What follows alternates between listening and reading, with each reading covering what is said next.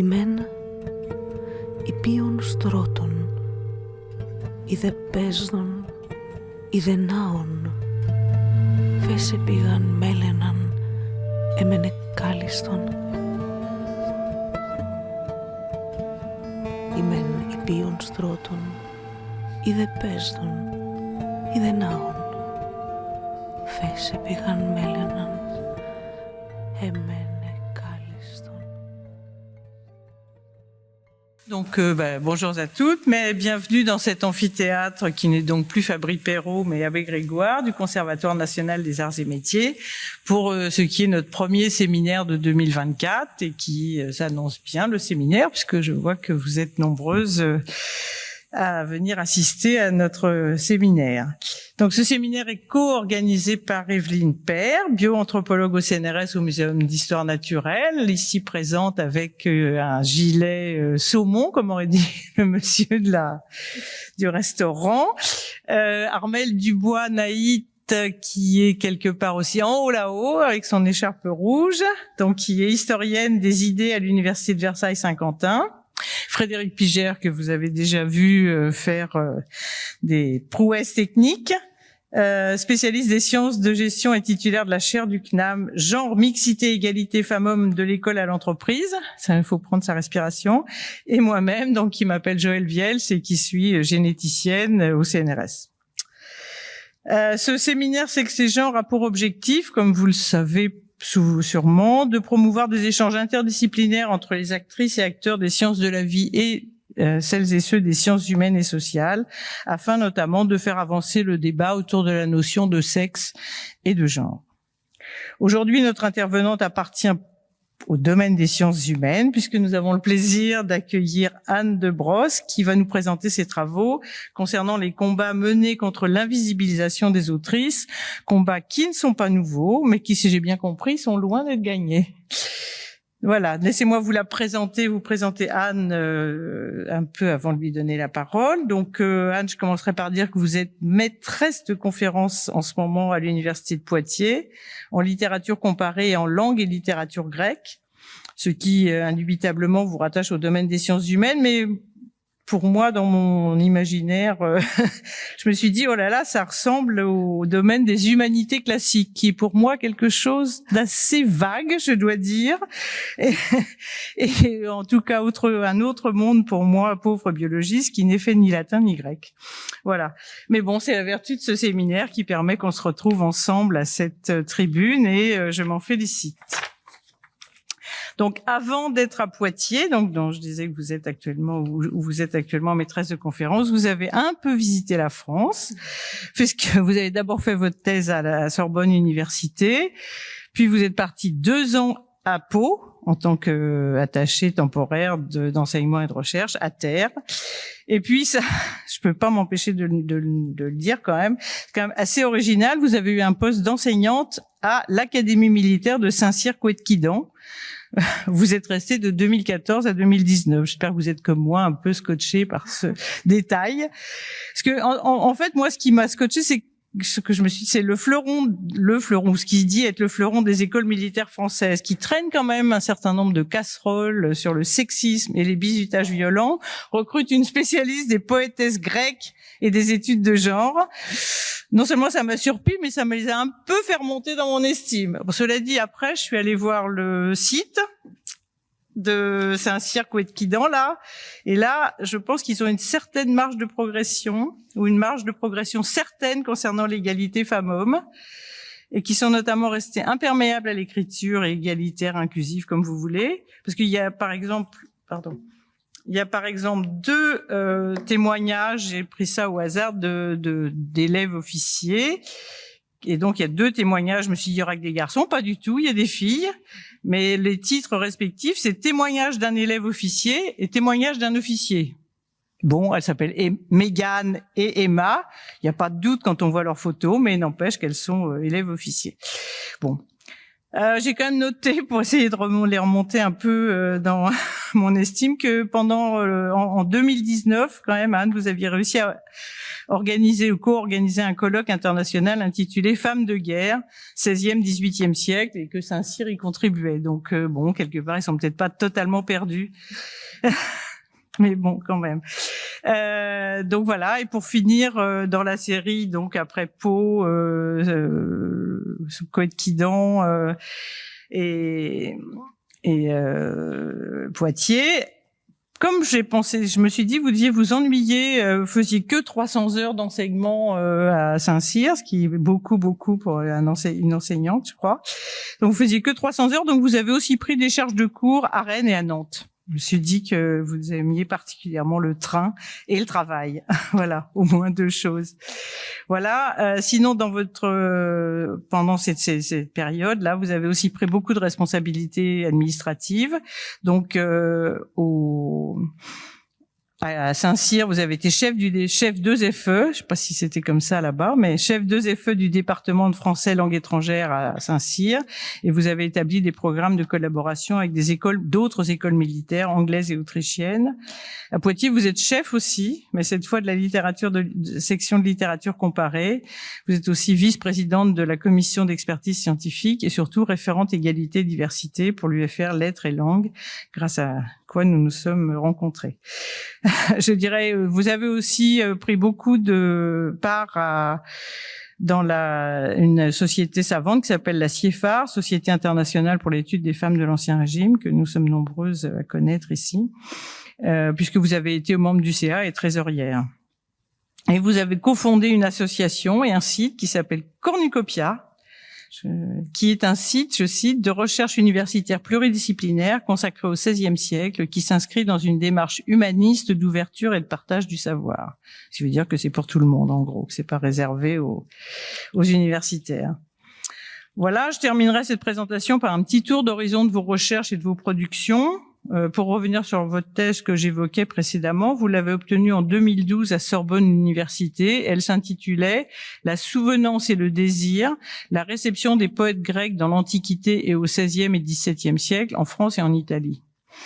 Votre thèse a été publiée avec le même titre chez Classique Garnier dans la collection Genre, Sexe, Texte.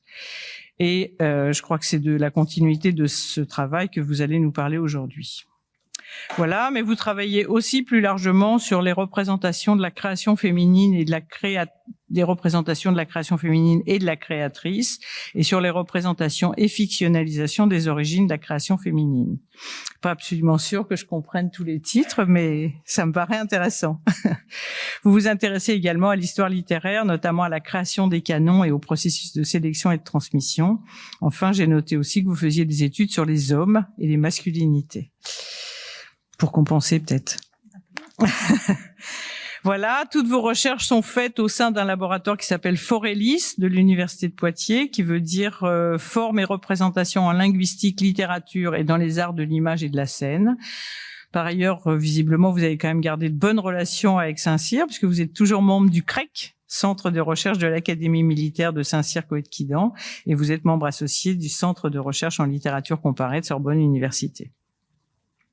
Vous avez participé à plusieurs comités scientifiques et programmes de recherche. Je ne citerai que celui qui est coordonné par ma co-organisatrice, Armelle Dubois-Naït, qui s'appelle Avisa, historiciser le harcèlement sexuel. Voilà. Depuis 2012, vous avez co-organisé une quinzaine de colloques ou de journées d'études. Bien sûr, votre production scientifique est à la hauteur de vos nombreuses activités qui m'ont impressionné, je dois le répéter, puisque vous avez dirigé une dizaine d'ouvrages parus notamment aux presses universitaires de Rennes, aux presses de Sciences Po. Vous avez publié plus d'une 50aine d'articles. Finalement, depuis 2012, c'est un beau record, et fait une vingtaine de séminaires et communications dans des colloques. Pour substancier peut-être ce que je disais tout à l'heure sur vos différents axes de recherche, je voudrais citer 3 de ces articles ou livres. Donc le premier s'appelle Horizon du masculin pour un imaginaire du genre. C'est un livre que vous avez co-dirigé qui est paru en 2020 chez Garnier aussi. Un autre article qui s'appelle Promenade désenchantée en mer dangereuse, entre guillemets, Madeleine de Scudéry, Sappho et Érine aux prises avec le monde. C'est un beau titre, poétique en tout cas. Et un autre paru en 2022, ça c'est 2 articles, donc qui s'intitule La querelle des femmes ou le choc des contraires, l'engagement des femmes dans la polémique. Voilà, ces trois publications, comme je le disais, reflètent bien, à mon avis, la diversité de vos recherches. Mais je vais m'arrêter là. Je vais vous laisser nous expliquer comment combattre l'oubli, stratégie ancienne pour protéger les écrivaines de la disparition dans l'Antiquité et l'époque moderne. Merci Anne d'être là.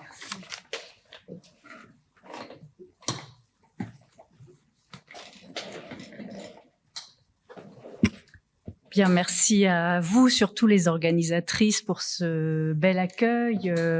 C'est ce que je disais, hein, quand j'habitais à Paris, il fut un temps, je venais au séminaire ou au colloque de l'IEC.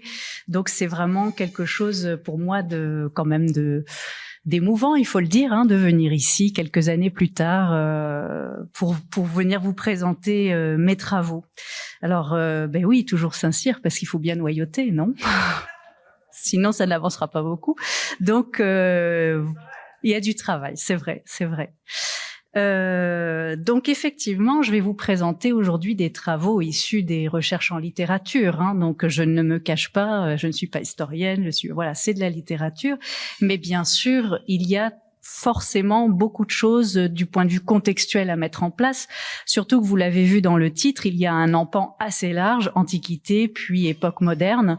C'est quand même quelque chose qui, pour des gens de littérature française, souvent qui sont dans leur siècle, est un petit peu hérétique. Alors, je commence par cette citation que vous reconnaîtrez probablement. Je le vis, je rougis, je pâlis à sa vue, un trouble s'éleva de mon âme éperdue. Mes yeux ne voyaient plus, je ne pouvais parler, je sentis tout mon corps étransir et brûler. Alors ça fait toujours chic de commencer par Racine, n'est-ce pas? Donc nous sommes en 1677 et ces vers de la Phèdre de Racine ont tout de suite été perçus par les contemporains comme issus de Sappho. Et quand on lit les commentaires, en effet, les commentaires disent « Ah, c'est bien, Sappho apparaît chez Racine, on voit bien ». Alors en effet, en 1674, donc très peu de temps avant, Nicolas Boileau, l'ami de Racine, avait traduit le Traité du Sublime, qui est une œuvre qui date du 1er siècle de notre ère, ça date à peu près de l'empereur Tibère, et c'est dans ce Traité de Sublime que se trouve donc cet extrait. Enfin, c'est pas un poème entier qu'on a retrouvé de toute façon, il reste fragmentaire, et de ce fragment, je vous donne seulement un extrait en plus, mais vous voyez à quel point ce qu'on a nous appelé l'Ode à l'aimer de Sappho, ressemble étrangement en effet au vers de Racine. Et comme je vous le dis, tout le monde s'en est rendu compte. Donc, ce désir d'aimer qui passe dans ton rire. Et c'est bien pour cela qu'un spasme étreint mon cœur dans ma poitrine. Car si je te regarde même un instant, je ne puis plus parler. Mais d'abord, ma langue est brisée, un feu subtil, soudain, a couru en frisson sous ma peau. Mes yeux ne me laissent plus voir, un sifflement tournoie dans mes oreilles. Une sueur glacée couvre mon corps et je tremble, tout entière possédée, et je suis plus verte que l'herbe, d'une morte j'ai presque l'apparence. Alors, ce morceau poétique a fasciné et ravi des générations de poétesses et de poètes, de romancières, de romanciers, de lectrices et de lecteurs, évidemment. Et pourquoi? Eh bien, parce que c'est sans doute le premier texte en tout cas, c'est le premier que l'on connaisse, le premier texte de l'humanité, finalement, avec des réserves, hein, parce que beaucoup ont disparu, mais qui parle de la répercussion du sentiment amoureux sur le corps. Donc, la production par le sentiment amoureux, de la sueur, des tremblements, etc. Et donc, cela a eu une postérité exceptionnelle. La deuxième raison pour laquelle ce morceau et d'autres de Sappho ont été connus, c'est parce que Sappho, c'est quelqu'un. en fait. C'est-à-dire que c'est une poétesse suffisamment incontournable pour que Platon en parle. Il parle, le contexte c'est un banquet. Dans les banquets grecs, on récite de la poésie notamment. À un moment, sur ce fond poétique, se dégage un poème de Sappho. Et là, Socrate dit, ah là, je pose ma coupe parce que c'est tellement exceptionnel Sappho qu'il faut vraiment se concentrer et l'écouter. Donc effectivement, c'est quand même quelque chose de très célébré dans l'Antiquité par des grands noms. Elle fait partie de l'enseignement lors de l'époque moderne, donc Marie Stuart dans ses thèmes latins. Évidemment, on y trouve Sappho et d'autres poétesses. On voit chez Tanneguy Lefebvre dans La vie des poètes grecs 1664 un ouvrage qui est destiné à l'éducation du comte de Limoges.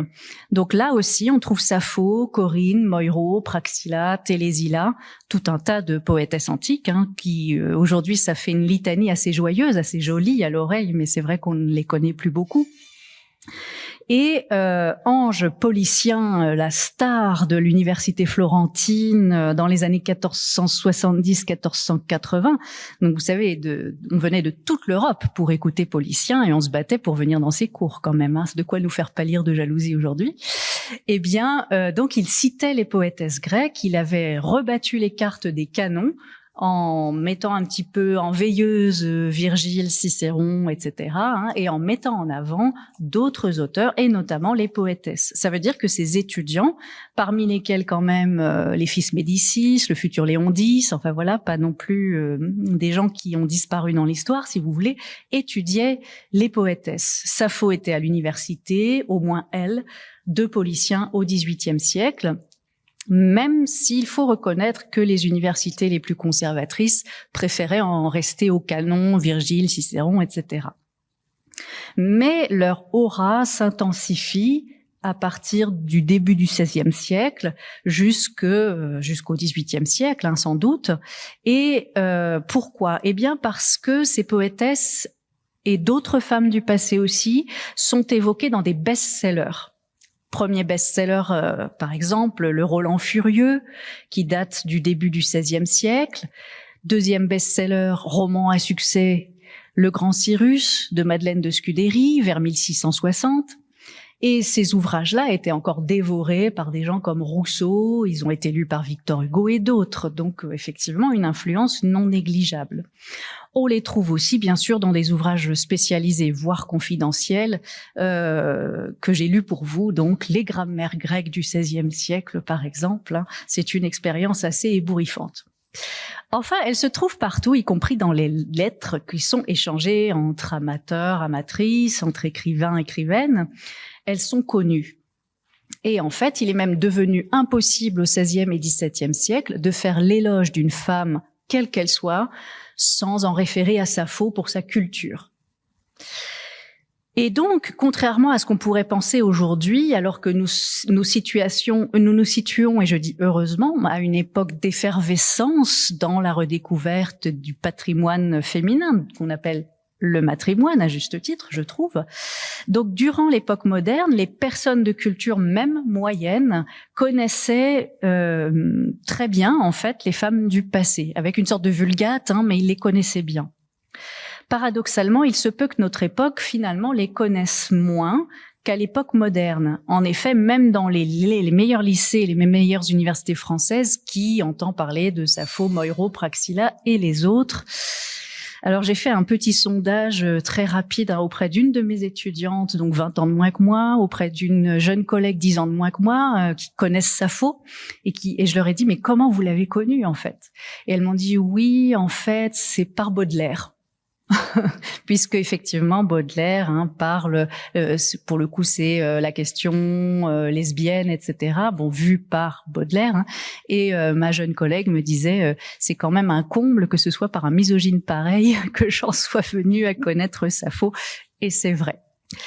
Alors, Sappho est très connue, oui, sans doute un peu plus maintenant, puisque les enseignantes et enseignants sont quand même devenus beaucoup plus sensibles aussi à l'idée de faire passer ce matrimoine. Alors, la question qu'on peut se poser, pourquoi sont-elles moins connues? Est-ce que parce que 500 ans après l'Arios Cuderi, enfin après l'époque moderne en gros, à la louche, la masse des connaissances de l'humanité est telle qu'on ne peut plus être au courant des choses anciennes? C'est-à-dire que non seulement Corinne, Érina, Moiro, Praxilla ont disparu, mais aussi Alcman, Pindare, Alcée, Tirthée, Anacréon et les autres. Bon. Là, vous voyez bien que la question est totalement rhétorique, puisqu'en effet, tout le monde connaît Homère et Platon, pourtant ils sont très vieux. Donc effectivement, pourquoi ne connaîtrions-nous pas non plus autant que Platon ou Homère, Sappho et Corinne, qui étaient des grandes poétesses. Donc, à défaut aussi que tout le monde connaisse quelques autrices anciennes, on pourrait, que tout le monde les connaisse, on pourrait sérieusement envisager que les spécialistes de littérature, dont je fais partie, étudiants et étudiantes de licence 1 jusqu'au master, pourraient en connaître. Par exemple, quand on étudie la bucolique à l'université, j'ai eu la grande chance d'étudier Virgile, donc je l'ai étudié, la bucolique. Eh bien, on m'avait parlé donc de Virgile bien sûr et de ses antécédents, Théocrite, Callimaque, enfin voilà, qui sont pas forcément très connus non plus par le grand public, disons-le. Mais je les connaissais. En revanche, il n'a jamais été fait mention d'Anité qui serait à l'origine de la bucolique, qui aurait inventé le genre. La question est débattue, mais quand même, en arrivant en master de lettres, on peut imaginer qu'on me fasse part des éléments de la recherche en cours, si vous voulez, qu'on me dise peut-être que la bucolique vient d'Anité, si la question est posée réellement. Donc, quant à la recherche et à l'université, elle redécouvre ces autrices depuis les années 1970-1980 dans le sillage des études sur les femmes, dans les études de genre. Et à chaque fois, on s'étonne de leur disparition. Et moi, la première, quand j'ai commencé à travailler dessus, je me suis étonnée de leur disparition, évidemment. Et en réalité, tout se passe comme si à chaque génération, on redécouvrait ces femmes de zéro, en criant d'ailleurs à chaque fois au scandale de leur disparition. Des chaînes de noms, des recueils d'ouvrages, des dictionnaires les recensent, mais ça, on les retrouve depuis l'Antiquité, en fait. Et ça se crée à l'Antiquité, pendant l'Antiquité au sens large, et encore plus à l'époque moderne. Donc, comment se fait-il qu'à chaque génération, on éprouve ce scandale et qu'on les redécouvre à partir de rien ? Donc, Geneviève Fraisse avait déjà remarqué que le féminisme avait du mal à se créer une histoire.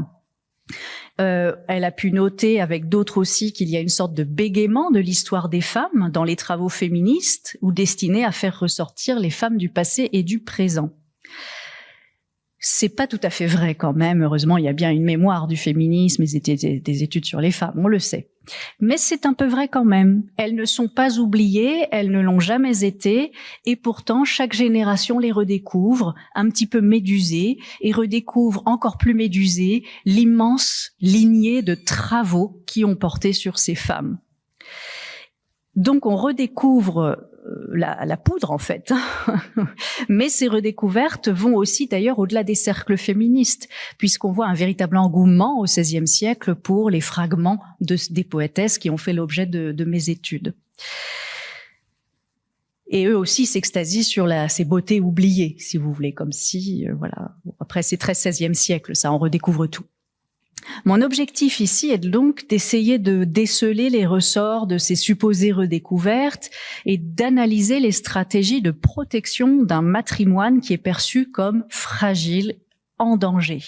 On a cette conscience très tôt d'un matrimoine en danger à travers des discours et plutôt qu'à travers des actes.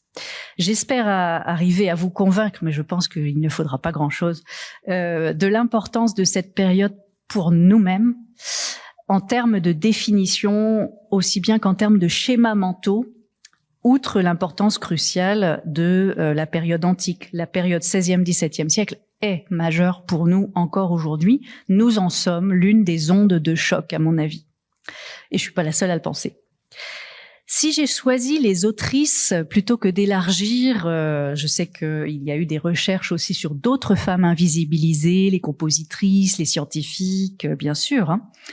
Pour moi, c'est la littérature. Alors, c'est par amour des lettres et parce que je suis formée aux lettres, mais je trouve qu'il y a quelque chose d'intéressant à étudier ces femmes.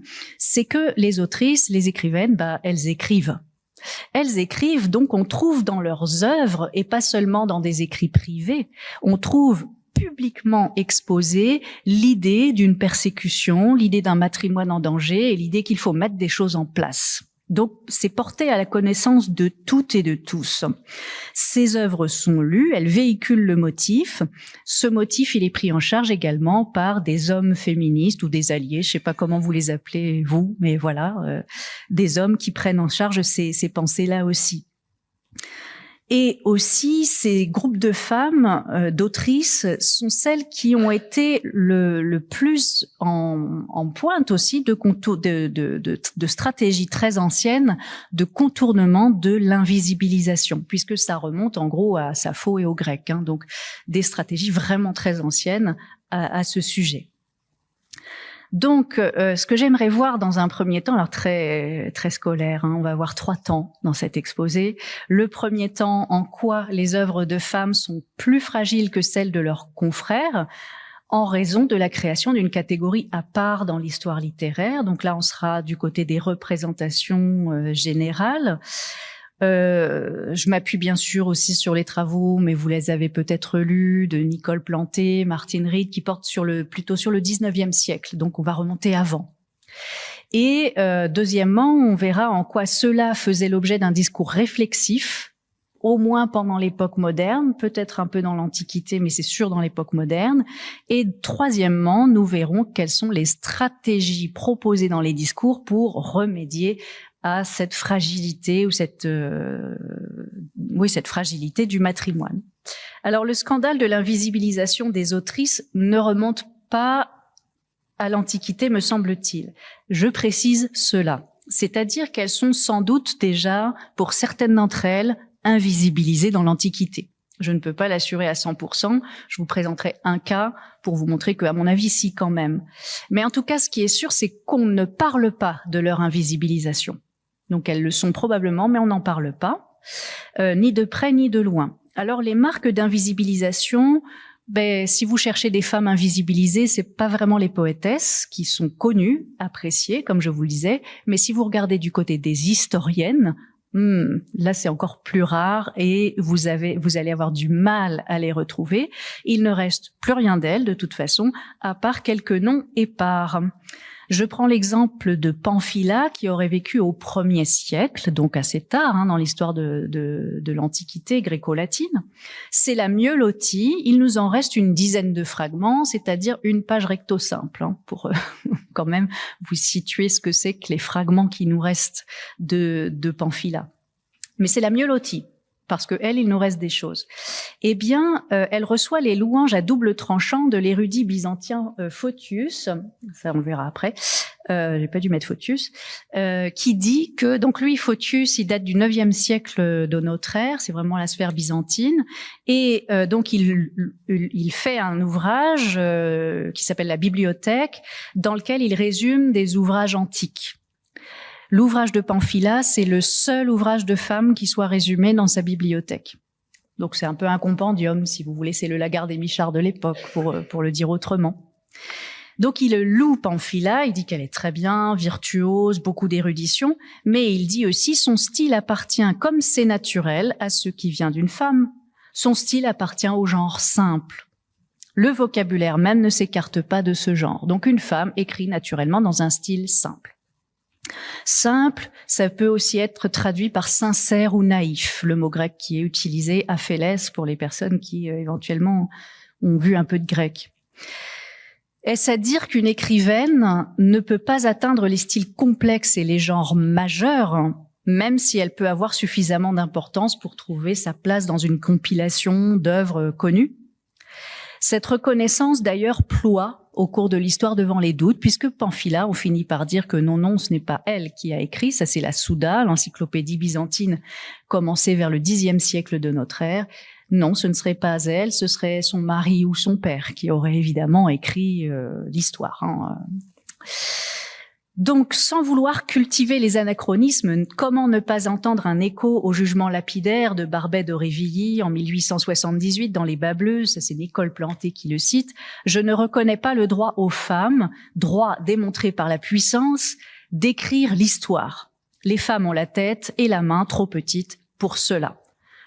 Eh bien, sans doute que Photius pensait un peu la même chose. Et sans doute a-t-il existé d'autres historiennes que celles que nous connaissons. Sans doute a-t-il existé des témoignages plus flatteurs. Mais ce qui est intéressant, c'est que rien de cela ne nous reste, comme si la postérité avait choisi de ne pas le transmettre.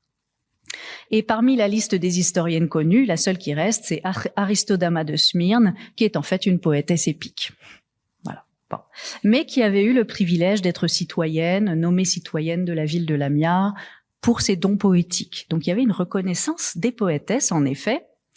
Et je pense que cette reconnaissance, elle tient au fait que les poétesses sont les premières écrivaines de l'histoire.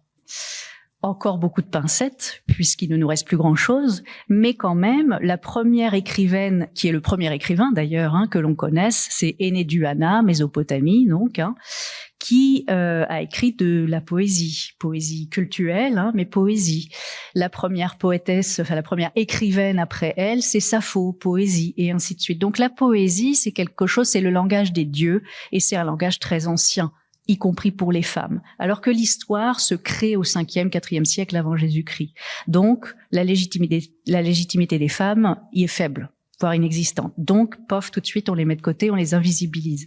Alors que les poétesses, comme elles s'enracinent aussi dans des sociétés différentes que la société athénienne du 5e siècle, 4e siècle avant Jésus-Christ, qui est la société la plus patriarcale du monde grec antique, eh bien peut-être que ces femmes poètes ont pu se créer une légitimité qu'il était impossible de leur retirer. Ça, c'est mon hypothèse. Et je pense que c'est pour ça que les femmes ont pu, pendant longtemps, ont pu pratiquer la poésie, certains types de poésie, tout n'est pas tout rose non plus, il faut pas exagérer, mais ont pu pratiquer certains types de poésie quand même pendant assez longtemps.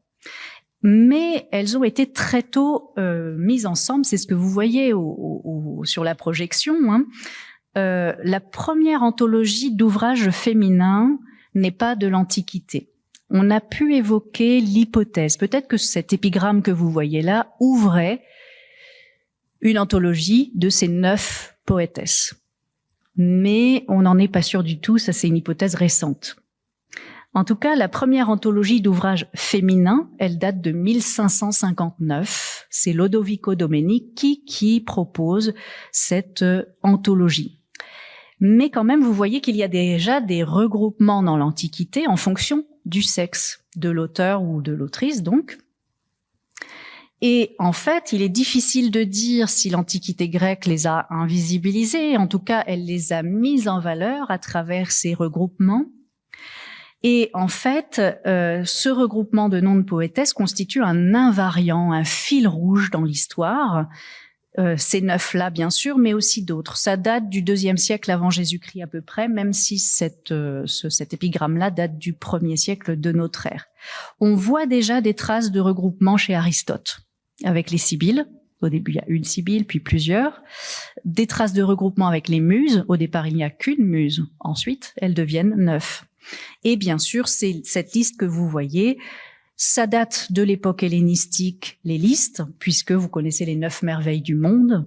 C'est pareil, c'est... les 9, j'ai dit n'importe quoi. Voilà, merci. Les 7 merveilles du monde, je confonds avec les muses. Donc, 7 merveilles du monde, en effet, c'est une liste qui date de l'époque hellénistique. C'est la même époque, à peu près, que les premiers regroupements de noms de femmes. Après Antipater de Thessalonique, ça continue. Clément d'Alexandrie, qui est quand même un père de l'Église, donc c'est pas n'importe qui. 2e ou 3e, entre le 2e et le 3e siècle.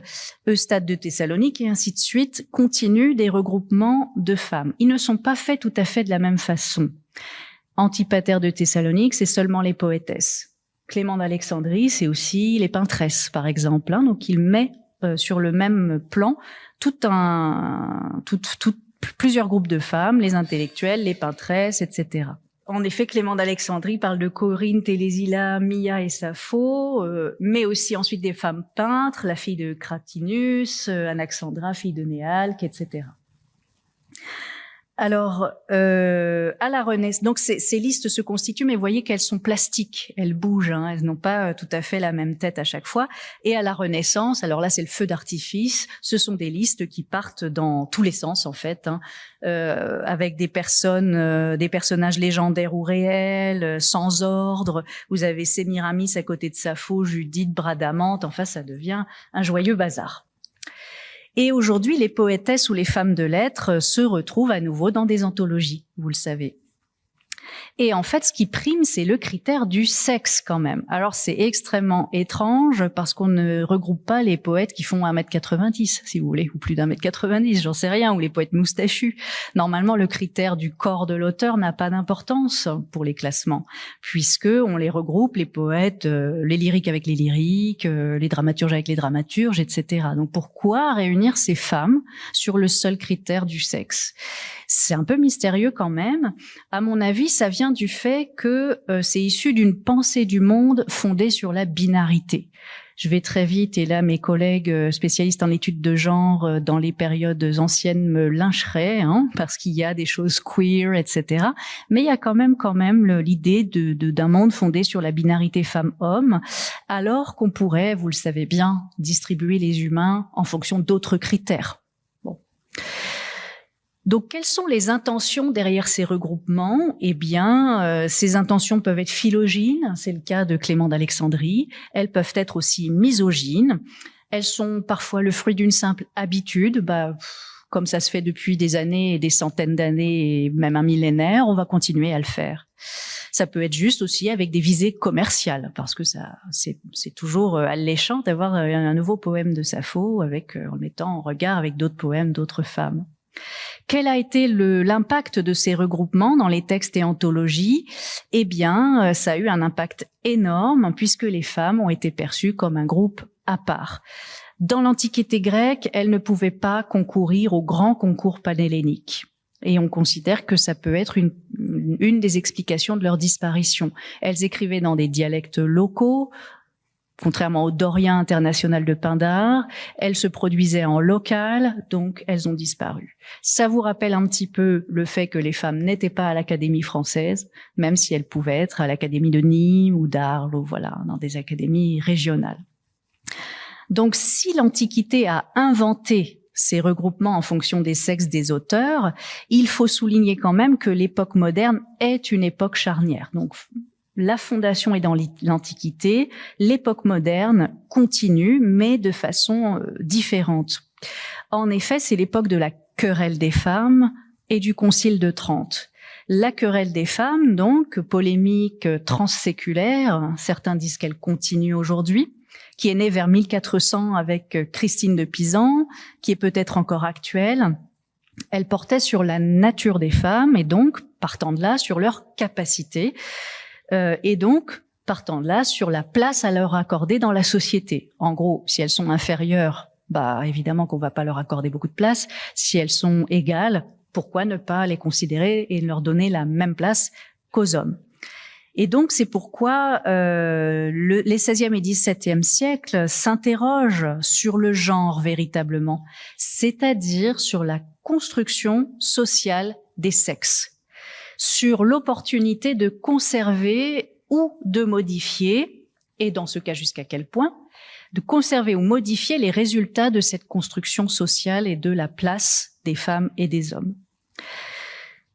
Donc, malgré l'émergence de cette idée, de ce courant de pensée, le public a de toute façon des attentes relativement précises lorsque l'auteur est une femme, sans doute de façon un peu différente au fur et à mesure de l'avancée du temps entre le 16e, 17e et 18e siècle.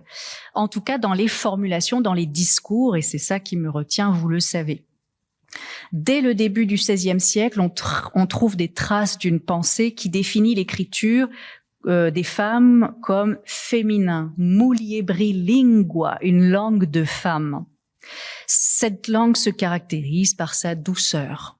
C'est pas une langue puissante, en quelque sorte.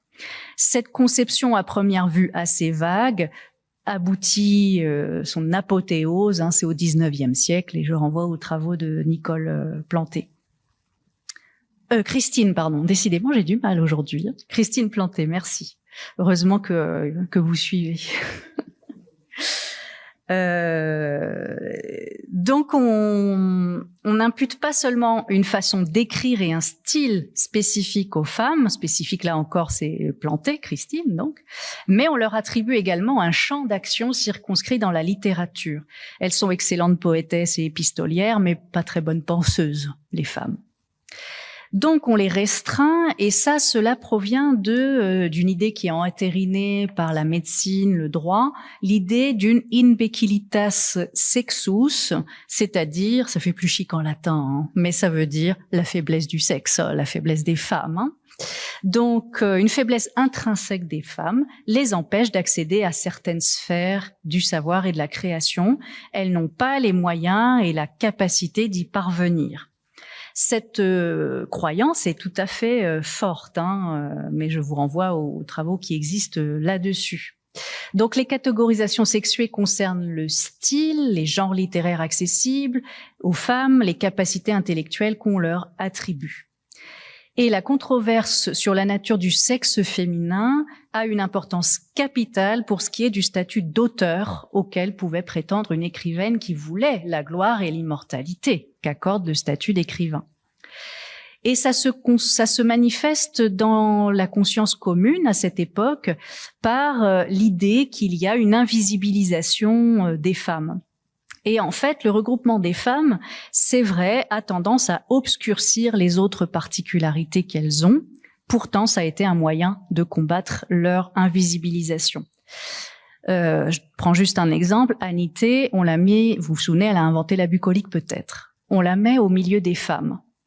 Et on la présente comme une très grande poétesse. Mais si vous voulez, le fait qu'elle a inventé la bucolique, ça devrait trouver sa place dans un manuel de littérature, pas parmi les femmes, ou les deux. Mais l'un éclipse l'autre, en fait. Hein. Et en fait, les regroupements laissent la porte ouverte à cette contamination qui fait que les femmes qui pensent sont dangereuses, hein, tout le monde le sait ici.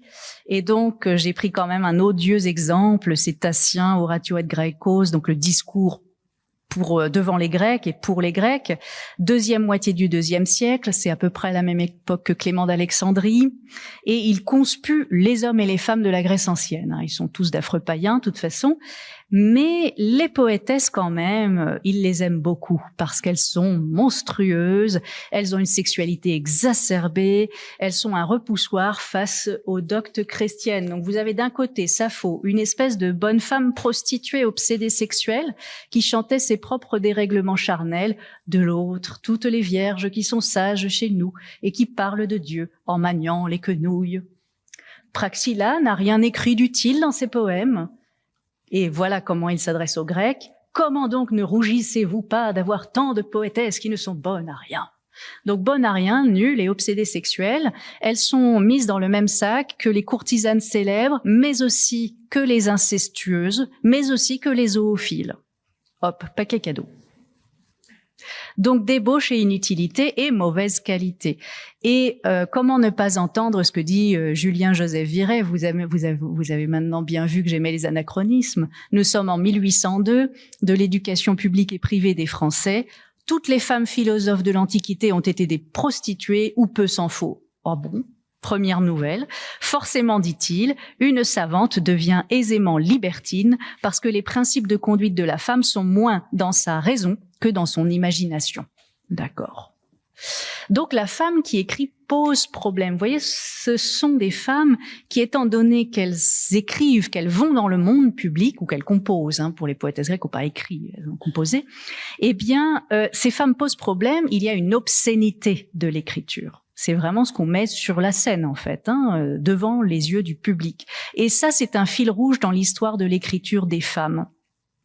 Mais le problème, c'est que si une femme ne montre pas ce qu'elle écrit, ne publie pas, eh bien, elle disparaît, tout simplement. Enfin, ou en tout cas, elle regagne le lot commun de l'humanité. Donc, le problème, c'est la dimension morale qui prime dans le regard qui est porté sur les autrices. Dimension morale qui dit, tu écris, donc tu es une obsédée sexuelle. Et de fait, la conscience du matrimoine en danger, on la retrouve chez les modernes, donc pas chez les anciens. En tout cas, je l'ai pas trouvé, mais ça ne veut pas dire, et j'ai pas tout lu non plus. Peut-être que dans quelques années, j'aurai un discours un peu plus nuancé. Mais la conscience d'un matrimoine en danger existe, et de façon très troublante, ça ressemble à ce qu'on dit aujourd'hui. Et peut-être est-ce que cela est dû à la querelle des femmes, à la singularisation croissante des femmes. Je vous disais, il y a de plus en plus de regroupements de femmes au XVIe, XVIIe siècle, encore plus qu'avant. Et peut-être aussi à cette idée qu'il y a une égalité, une idée nouvelle. Donc l'Arioste s'en émeut le premier en 1516. En tout cas, je n'ai pas retrouvé de traces plus anciennes. Mais peut-être qu'il y en a. Donc en 1516, dans la première version du Roland Furieux, puis 1532, dans la version augmentée du Roland Furieux. Encore plus furieux, le deuxième. En 1516, donc, il écrit « Les dames de jadis ont accompli des faits de science et d'armes admirables, et de ces belles œuvres glorieuses, grand lueur dans le monde se diffuse. » Toute une série d'exemples suivent. « Les femmes sont montées à l'excellence dans toutes les sciences où se sont exercées. Quiconque prête attention à l'histoire entend toujours leur femme non obscure. Si de longtemps le monde en fut privé, ce n'est pas pour autant que ce mal dure. L'ignorance ou l'envie des écrivains ont sans doute offusqué leurs droits certains. » On a envie d'applaudir quand même. Le passage de 1532, donc il en remet une couche en 1532, c'est déjà un best-seller dans les années 1516 et suivantes, ça redevient un best-seller dans les années 1530 et suivantes. C'est un petit peu long, mais j'aimerais vous le citer en entier. Évidemment, ça ne tenait pas sur la diapo, donc vous allez devoir me suivre sans support. Alors, si de même que les femmes courageuses ont travaillé nuit et jour, avec une suprême diligence et une longue patience, donc si les femmes courageuses ont travaillé à acquérir d'autres dons que nature, donc cette acquisition, d'où il est résulté des œuvres bonnes et non sans gloire, si ces femmes-là s'étaient adonnées à ces études qui rendent immortelles les vertus humaines, et si, toujours ces femmes, si elles avaient pu elles-mêmes transmettre à la postérité le souvenir de leur propre mérite, sans avoir besoin de mendier l'aide des écrivains, au cœur rongé par la haine et l'envie, et qui la plupart du temps passent sous silence le bien qu'ils peuvent en dire, tout en publiant partout le mal qu'ils en savent, leur renommée aurait surgi plus éclatante peut-être, j'ai perdu ma ligne, plus éclatante peut-être que ne le fut jamais celle des hommes illustres. Beaucoup d'écrivains ne se sont pas contentés de faire servir leurs œuvres à se glorifier les uns les autres. Ils se sont efforcés de faire ressortir tout ce que l'on pouvait avoir à reprocher aux femmes. Ne voulant pas être éclipsés par elles, ils faisaient tout leur possible pour les rabaisser. Je parle des écrivains de l'Antiquité, comme si la gloire des femmes devait obscurcir la leur, de même que le brouillard obscurcit le soleil. Jamais, il est vrai, main ni langue émettant des paroles ou burinant le vélin. Quelque effort qu'elle ait fait ou qu'elle fasse pour augmenter et propager le mal et diminuer adroitement le bien, donc jamais main ni langue, n'eut et n'a le pouvoir d'étouffer tellement la gloire des femmes qu'il n'en reste quelque chose. Mais cette gloire est loin d'avoir l'éclat qu'elle aurait eu sans cela. Les hommages et les honneurs qu'elle s'était acquis sont tellement oubliés que c'est à peine si on en nomme 1 sur 1000. Et cela parce que les écrivains de leur temps furent menteurs, jaloux et impitoyables pour elle. En somme, mesdames, je conclus qu'à tous les âges, beaucoup d'entre vous ont été dignes d'être mentionnés par l'histoire, mais que grâce à la jalousie des écrivains, vous êtes retombés dans l'oubli après votre mort. On croirait, oui, on croirait entendre, je sais pas, Monique Wittig. Enfin voilà, ce serait une femme aujourd'hui qui dirait ça, on dirait un boss, c'est délire de persécution, etc. Bon, à l'époque, ça a eu beaucoup de succès. Donc, l'Arioste encourage les femmes à écrire. Les temps ont changé, les écrivains ne sont plus jaloux. Allez-y, mesdames, on vous soutient.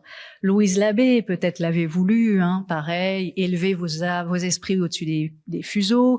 Allez-y, c'est bon, la carrière est ouverte. Bon, quelques 500 ans plus tard, ces voix assez optimistes nous paraissent un peu trop optimistes. Alors, comment concrètement se matérialise cette haine et cette jalousie?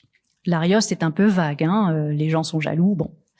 Dans les discours, on va voir comment ça se matérialise aux yeux des personnes qui écrivent dans les discours, quand ça se fait un peu plus précis sur les ressorts de cette jalousie et de cette haine. Donc, qu'est-ce qui est mis en avant comme contrainte, motif de disparition ? Et en fait, il s'agit bien d'une guerre des discours, puisque vous voyez sur le diaporama donc Ferville. Je vais pas tout lire, mais en gros, je résume le texte. Donc, la méchanceté des femmes, 1618. Il dresse une longue liste d'hommes célèbres et il dit que pour ces dames savantes qui ont enseigné ces philosophes, qu'en dirons-nous ? Donc, il s'attaque aux listes en faveur des femmes. Que dirons-nous donc de ces longues listes de philosophes, femmes ? La proposition est si ridicule et son efficace, donc son action, son efficacité est si faible pour leur attribuer de l'excellence plus qu'à eux que je fais conscience d'y repartir. C'est le plus saut en plâtre de tous les oiseaux qu'un chat-huant. C'est ce qu'il y a autant de comparaisons entre les hommes et les femmes pour la science, comme de cet oiseau, etc. Donc, en gros, les femmes, on a beau dire qu'elles sont supérieures aux hommes dans les listes de la Renaissance, moi je dis c'est l'inverse, c'est quand même usurpé que de dire que ces femmes ont été plus fortes que les philosophes quand on dit que Aspasie a enseigné à Périclès ou Diotime à Socrate. Donc une longue liste, et il fait remarquer qu'il n'y a plus de vestiges de ces femmes. Et c'est un argument pour dire, en fait, elles sont moins bonnes. Sauf Sappho, mais Sappho, vous le voyez à la fin, si quelqu'une d'elles mérite tant soit peu de louanges, c'est Sappho. On sait pourtant bien le ménage qu'elle fit avec Fan. Paf, on dégomme Sappho par l'argument de la morale, évidemment. Puisque elle était donc avec un amant, supposément. Évidemment, cette histoire est très floue, on en est loin d'être sûr aujourd'hui. Mais à l'époque, on pensait qu'elle avait eu une relation avec un jeune homme plus jeune, etc. Bon. Donc, dans les années 1960, la disparition des textes a été reliée par certains chercheurs à une distinction entre littérature masculine et une littérature féminine, et je suis assez d'accord. Et on avance l'hypothèse dans les années 1960, que les textes de femmes auraient été volontairement sacrifiés par les érudits qui nous ont transmis les œuvres antiques. Leurs textes, considérés comme de moindre qualité ou trop atypiques en raison de leur sexe, enfin du sexe des auteurs plutôt, n'auraient pas eu droit aux mêmes soins de conservation que d'autres considérés comme plus dignes de parvenir à la postérité. Voire, ils auraient été détruits. Et de fait, il y a des exemples intéressants. Ah oui, je vous ai mis une diapo qui récapitule un petit peu. Donc le premier argument, c'est la destruction. Et cette idée-là, en fait, elle naît au XVIe siècle. C'est-à-dire qu'il existe plusieurs témoignages qui indiquent des destructions concertées de textes, vraiment volontaires, des autodafés, de textes écrits par les anciens et qui étaient condamnés par l'Église. Parmi eux, Sappho tient une place particulière, pas vraiment à cause du sexe de Sappho, dans un premier temps, puisqu'elle est mélangée aux autres, mais peu à peu, elle se distingue. Et dans le dernier texte, là c'est le premier, le dernier, dans le dernier texte, il n'y a plus que Sappho. Donc le premier, c'est Pietro Alciono, De Exilio 1522. Pareil, je vous le résume. Donc, Alciono explique que Grégoire de Nazianze a été un saint homme, personne n'en doute. Il a dû lutter contre l'hérésie et les fausses interprétations. Mais il a été dépassé par son succès. Et voici ce que dit Alciono, je vais quand même le lire. « J'ai même appris, quand j'étais enfant, de Démétrios Chalcondylas. » Donc, Chalcondyle, c'est un grec de Byzance qui a dû fuir les Ottomans. Donc j'ai entendu de lui, qui était tout à fait expert en matière d'hellénisme, que des prélats grecs jouissaient d'une telle influence auprès des Césars byzantins qu'ils ont fait brûler bon nombre de recueils de poèmes encore entiers, du fait de leur popularité, des poèmes entiers et donc des recueils entiers écrits par des Grecs anciens, et qu'ils ont détruit en tout premier lieu ceux qui traitaient des passions indécentes et folies amoureuses, toute une liste de noms, dont Érina et Sappho. Donc, grand dommage pour les œuvres antiques. Des œuvres grecques anciennes encore intégrales ont brûlé parce qu'elles étaient considérées comme amorales. Il n'y a pas de date. Il y a 2 noms de poétesses, mais aussi d'autres noms. Et cette liste a été reprise par Jérôme Cardan en 1544 dans son livre sur la sagesse ou le savoir, De Sapientia. Lui aussi parle des autodafés, de poèmes parlant de voluptas, de la donc de sensualité, hein, on pourrait traduire ça plutôt comme ça. La liste de Cardan vient d'Alcione. Et le dernier à en parler, c'est Joseph Juste Scaliger dans les Scaligerana. Donc aussi bien Cardan que Joseph Juste Scaliger, ces deux ouvrages dont je vous parle ont été énormément lus. Donc, ils ont eu une influence. Ce ne sont pas des œuvres confidentielles à l'époque, hein. Donc, Scaliger, lui, pareil, mentionne les autodafés. Bon, en plus, voilà, il a peut-être une petite dent contre le papisme. Mais en tout cas, Sappho et les autres lyriques furent réduits en cendres 200 ans auparavant, du temps de Grégoire VII à Constantinople et à Rome. Nombre infini de livres fameux, si bien que maintenant on a peu d'espoir de les retrouver un jour. Rien ne fut donc plus néfaste aux bonnes lettres que les vieux chrétiens. S'ils l'avaient voulu, nous aurions ces œuvres si fameuses. Moi, ce qui m'intéresse là-dedans, vous voyez, c'est qu'on a toute une liste d'auteurs et on n'a plus que Sappho à la fin. C'est elle, le phare, si vous voulez. Ce resserrement me semble remarquable. Ça montre quelle est sa réputation alors. Son nom, c'est quelque chose vraiment. Et Sappho est devenu le symbole aussi des auteurs détruits par l'ignorance, alors qu'ils étaient dignes de traverser les siècles, tellement ils étaient excellents. Donc il s'empare d'une figure à la mode lorsqu'il écrit, pour rendre encore plus cuisante la perte de ses textes. Donc la question de la transmission des textes, des critères de sélection, de leur validité est posée à la Renaissance et Sappho y apparaît comme une figure importante. Vous voyez, l'Arioste a globalisé ses soupçons et ses témoignages, et d'autres aussi. Donc les défenseurs des femmes ont décelé dans les silences de l'histoire une sorte de malveillance qui s'exprime en aval, lorsque les œuvres sont parues, mais aussi en amont, avant parution. En effet, il y a des malveillances, semble-t-il, puisque la jalousie des hommes sévit. Vous avez entendu l'Arioste. Et en fait, il y a plein de moyens de laisser pourrir et de faire disparaître les œuvres des femmes sans qu'il soit nécessaire d'en passer par un autodafé. C'est plus discret, c'est moins spectaculaire, mais encore plus efficace. C'est ce que constatent deux femmes, là j'en ai pris deux comme ça, vous voyez bien, je picore un petit peu, mais il y a d'autres exemples, en France et en Italie, parmi d'autres. Lucrezia Marinella, c'est une Vénitienne, elle s'est mariée, elle a eu des enfants, une vie tout à fait conforme. Elle s'est quand même mariée un peu tard, parce qu'elle avait envie d'étudier avant, hein, donc c'était déjà un petit peu suspect, mais bon. Elle a beaucoup écrit, elle s'est investie dans l'Académie vénitienne, et elle s'est battue pour imposer l'idée que les femmes sont égales aux hommes. Notamment, elle a publié des ouvrages dans la polémique dont je vous ai parlé, la querelle des femmes. Elle n'est pas dupe des plaisanteries de l'histoire, si on peut dire, hein, qui lui seront probablement faites à elles aussi. Donc, dans son exhortation aux femmes, 1645, elle écrit « Si vous engendrez une bonne œuvre parfaite et louée, vous ne la verrez pas longtemps imprimée, ce qu'on peut facilement prouver. Considérez de vous-même combien de livres d'hommes de l'Antiquité ont été conservés et sont conservés, et si nous en voyons un seul de femmes. » Donc, vous voyez, elle retourne l'argument de Ferville. Je parle des antiques. Pourtant, nous pouvons croire qu'il y en eut au moins quelques-unes, si pas plus, qui ont composé des ouvrages dignes d'une gloire éternelle. Néanmoins, de ces dernières, impossible de retrouver trace, petite ou grande, sauf chez les historiens qui souvent ajoutent à leur récit quelque chose, bien que sans fondement, pour appuyer leurs propres ouvrages. C'est de là que vous pouvez connaître que les hommes ne veulent pas promouvoir vos œuvres, qu'elles soient bonnes ou mauvaises. Ils convoitent les premières, ils rabaissent les secondes. Ils ne veulent pas, puisqu'ils ont acquis la tyrannie sur le royaume de la gloire, que les femmes rivalisent avec eux. De là, toutes vos œuvres courent dans le sein de l'oubli.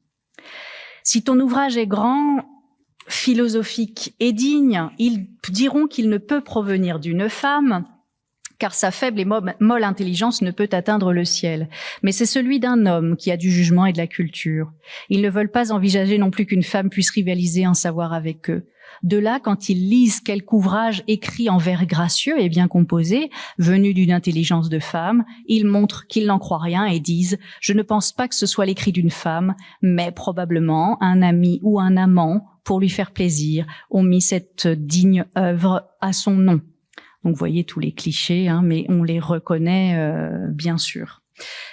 En France, la situation est la même. On le voit avec Marie de Gournay. Donc, Eliane Viennot, bien sûr, a montré que le cas français était particulier avec la loi Salic et l'accaparation du pouvoir et du savoir par les hommes, même si la résistance des femmes et de leurs alliés est très forte.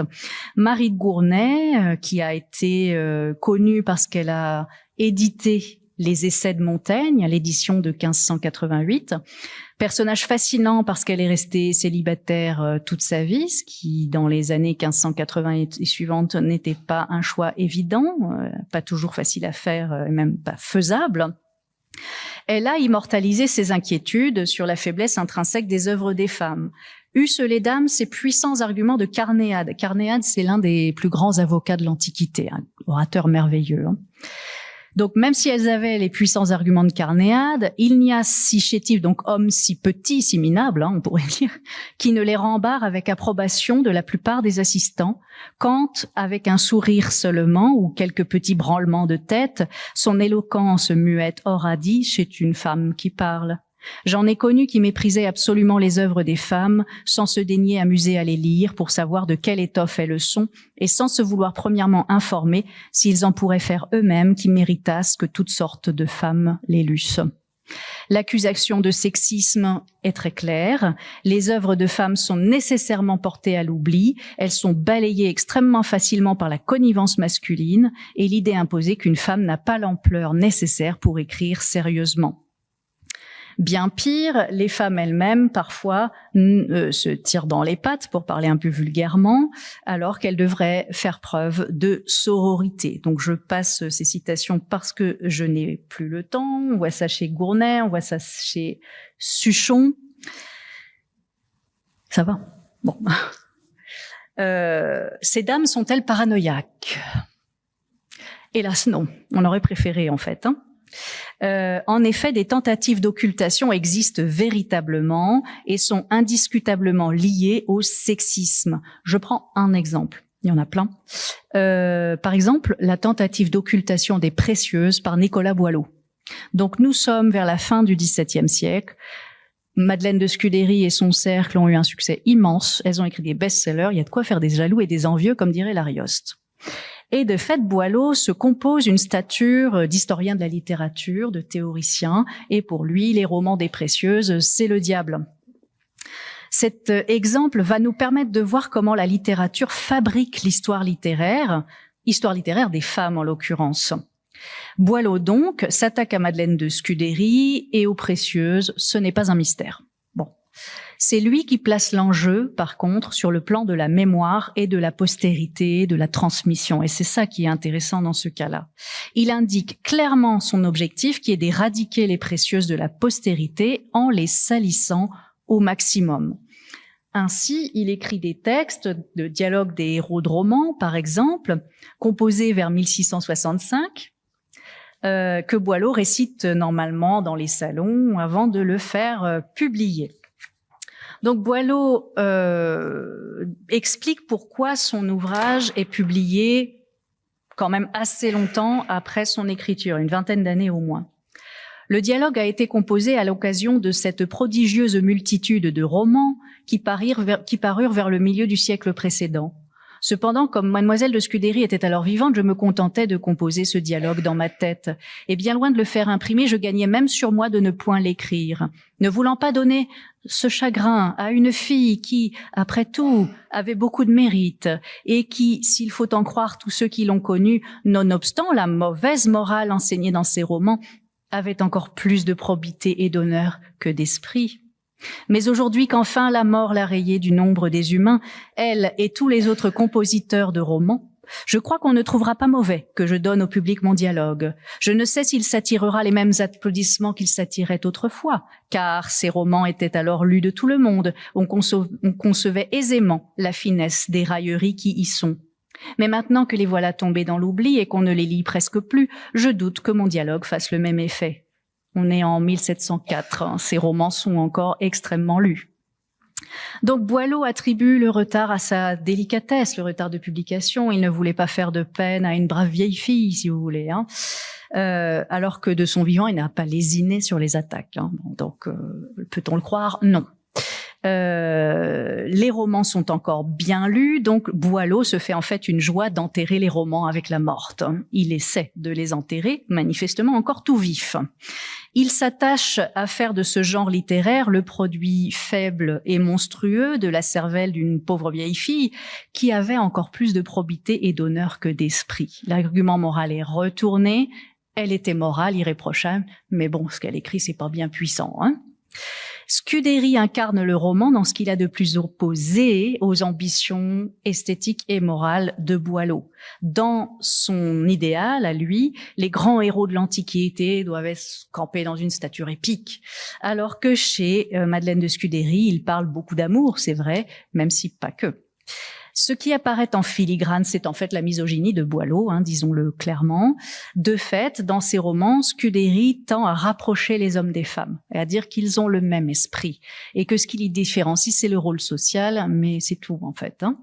Donc, face à cet idéal androgyne, Boileau reste attaché à l'idée d'une différence entre hommes et femmes.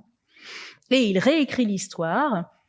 On le voit aussi dans cette satire, parue en 1694, encore plus tôt, hein, mais qui vient sur ses pas, c'est une précieuse, reste de ces esprits jadis si renommés, que d'un coup de son art Molière a diffamé.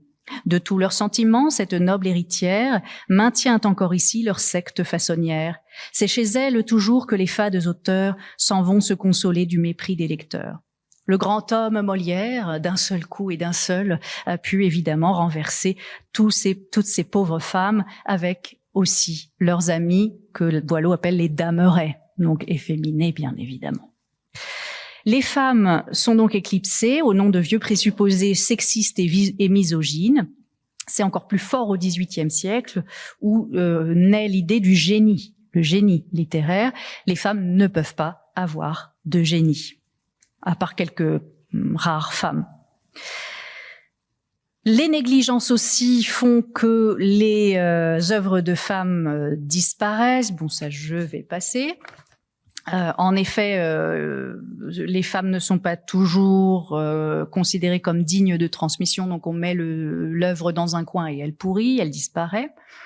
La morale, enfin, est le dernier argument pour dire qu'elles ont disparu, et on le retrouve aussi chez les auteurs de l'époque. Mais comme j'en ai déjà un petit peu parlé, je vais sauter. Mais cet argument est réversible, on l'a vu, de la morale, hein. Et de fait, Sappho, souvent, elle apparaît dans un certain nombre d'œuvres, y compris, pareil, des œuvres très connues du temps de leur publication, parce qu'elle a eu des relations avec Fan, parce qu'elle était lesbienne. Voilà, c'est le petit côté croustillant qui fait qu'on donne son nom, mais on ne donne pas ses œuvres. Vous voyez, donc soit ça donne un point d'accroche assez intéressant, on tourne autour de cette histoire de morale, si vous voulez, mais à chaque fois c'est au détriment des femmes, quoi qu'il en soit, hein, ça c'est sûr. Ce sont des phénomènes de double contrainte, en fait, me semble-t-il, assez frappants. Sois moral. Tu es moral, très bien, mais ton œuvre est faible. Tu n'es pas moral, c'est mal. Bon, ton œuvre est très bien, mais tu n'es pas moral, donc tu es disqualifié. Voyez, donc c'est toujours les mêmes principes. Donc il y a une accumulation, vous voyez, avec Gournay, etc. Hein, les femmes et leurs alliés voient une accumulation d'obstacles sur leur route et les singularisent précisément. Hein, il y a un nom à ces obstacles. Et en fait, vous le voyez avec ce que dit Marie de Gournay ici, hein, Socrate, s'il avait été femme, n'aurait pas pu être Socrate. Saint Paul si Saint Paul eût été de votre sexe à vous les femmes, il n'eût jamais pu se maintenir dans dame de réputation en établissant l'Église chrétienne, car il lui fallut procéder en son dessein par pérégrination, conversation et assistance, qui devraient sont bien dignes de Saint Paul et d'un instrument du salut des hommes, mais non pas d'une femme de bien. Donc du fait du prêche d'aller dans le monde, Sainte Paulette, je sais pas, Sainte Paul aurait été disqualifiée. Alors il y a quelques moyens pour contourner les obstacles, et donc là je vais moi-même contourner les obstacles très vite. Ça peut déborder un petit peu la demi. Bon.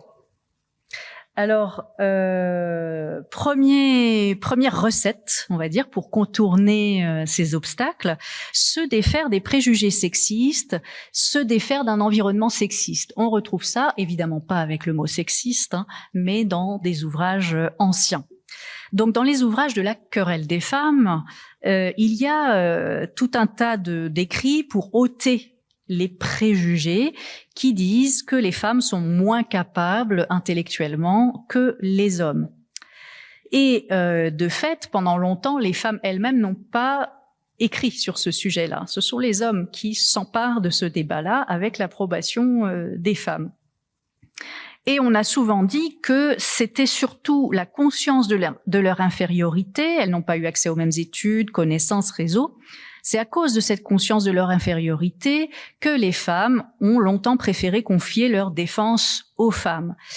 Cependant, leur silence n'est sans doute pas si profond que ça, comme l'a noté notamment Margaret Zimmerman. En effet, on entend leurs protestations, des fois elles sont anonymes. Donc il y a un autre problème qui a été d'ailleurs repéré par les femmes elles-mêmes à l'époque. En fait, il semble que le plus remarquable des silences ne soit pas celui des femmes, qui ne se taisent pas en fait. Le plus remarquable des silences, c'est celui des hommes. De manière ironique, ils s'opposent à la parole des femmes dès les premiers temps de la querelle des femmes. En effet, Christine de Pisan, donc là je parle devant des connaisseuses, on se refile un peu la patate chaude entre hommes, hein, me semble-t-il, dans la correspondance que Christine de Pisan tente d'établir. Jean de Montreuil, Pierre Coll, Gontier Coll, voilà, on donne un petit peu,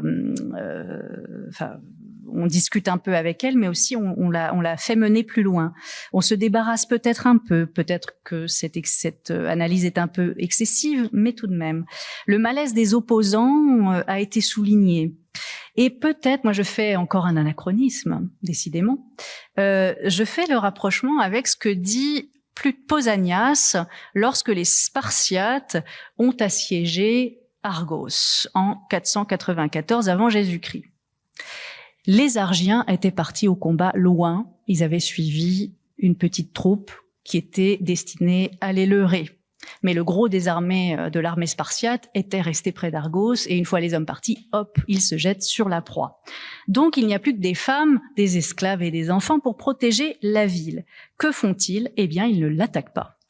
Pourquoi? Les Lacédémoniens, dit Pausanias, considérant qu'une victoire remportée sur des femmes serait peu honorable pour eux et qu'une défaite les couvrirait de honte, prirent le parti de se retirer. Donc ils ont bien vu qu'ils pouvaient se faire battre. Et je rapproche peut-être cela, effectivement, j'ose rapprocher cela de l'attitude des adversaires des femmes. En effet, quand il s'agit de s'opposer à un autre homme, on les voit arriver tout en force, le champion des femmes avec son épée, etc. Et quand il s'agit de répondre à une femme, ça devient beaucoup plus contorsionné, beaucoup moins franc, beaucoup moins direct. C'est pourquoi, à mon avis, c'est parce que si on vainc une femme, c'est trop facile, il n'y a pas d'honneur à vaincre une femme. Mais si l'on est vaincu, alors là, la honte est double. Et en effet, la joute verbale peut être remportée par une femme. Et de fait, quand on voit dans certains textes, il y a des histoires de silence, pardon. Est-ce que c'était ça? Non, je l'ai pas mis. Bon, j'ai pas mis. Vous vous souvenez de Marie de Gournay? Ça, je vais le remettre.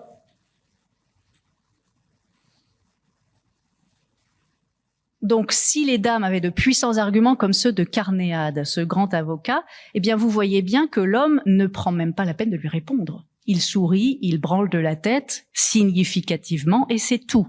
Est-ce que c'est juste parce que, ça vaut pas la peine de parler avec elle?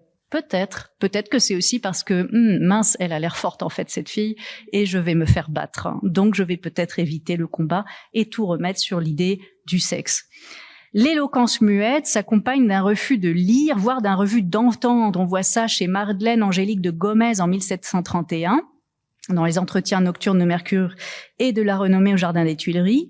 J'ai beau prendre la plus éclatante de mes voix, les hommes ne veulent point l'entendre et refusent entièrement de croire qu'un ouvrage rempli de morale, de philosophie et de réflexion seul puisse être de la composition d'une femme. Et de là, il conclut que le nom qui se voit à la tête du livre n'est pas celui de son véritable auteur. Donc elle prend sa plus éclatante voix, elle crie et on ne l'entend pas. Les femmes sont donc sans doute réduites au silence, oui, mais surtout elles font face au silence et à l'évitement.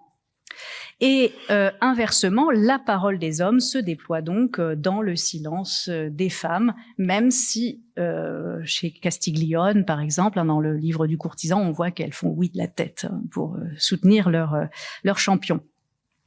Alors, comment ça s'est fait? Quelles sont les différentes stratégies dans les représentations pour parler de ça? Eh bien, on le voit dans les essais et dans les fictions. Les essais de la querelle des femmes, de plus en plus, s'intéressent aux intellectuels. Les listes sont complètes, c'est Jean Séard qui le dit, puis proportionnellement, les intellectuels ou érudites ou autrices prennent de plus en plus de femmes en exemple à partir de la deuxième moitié du XVIe siècle.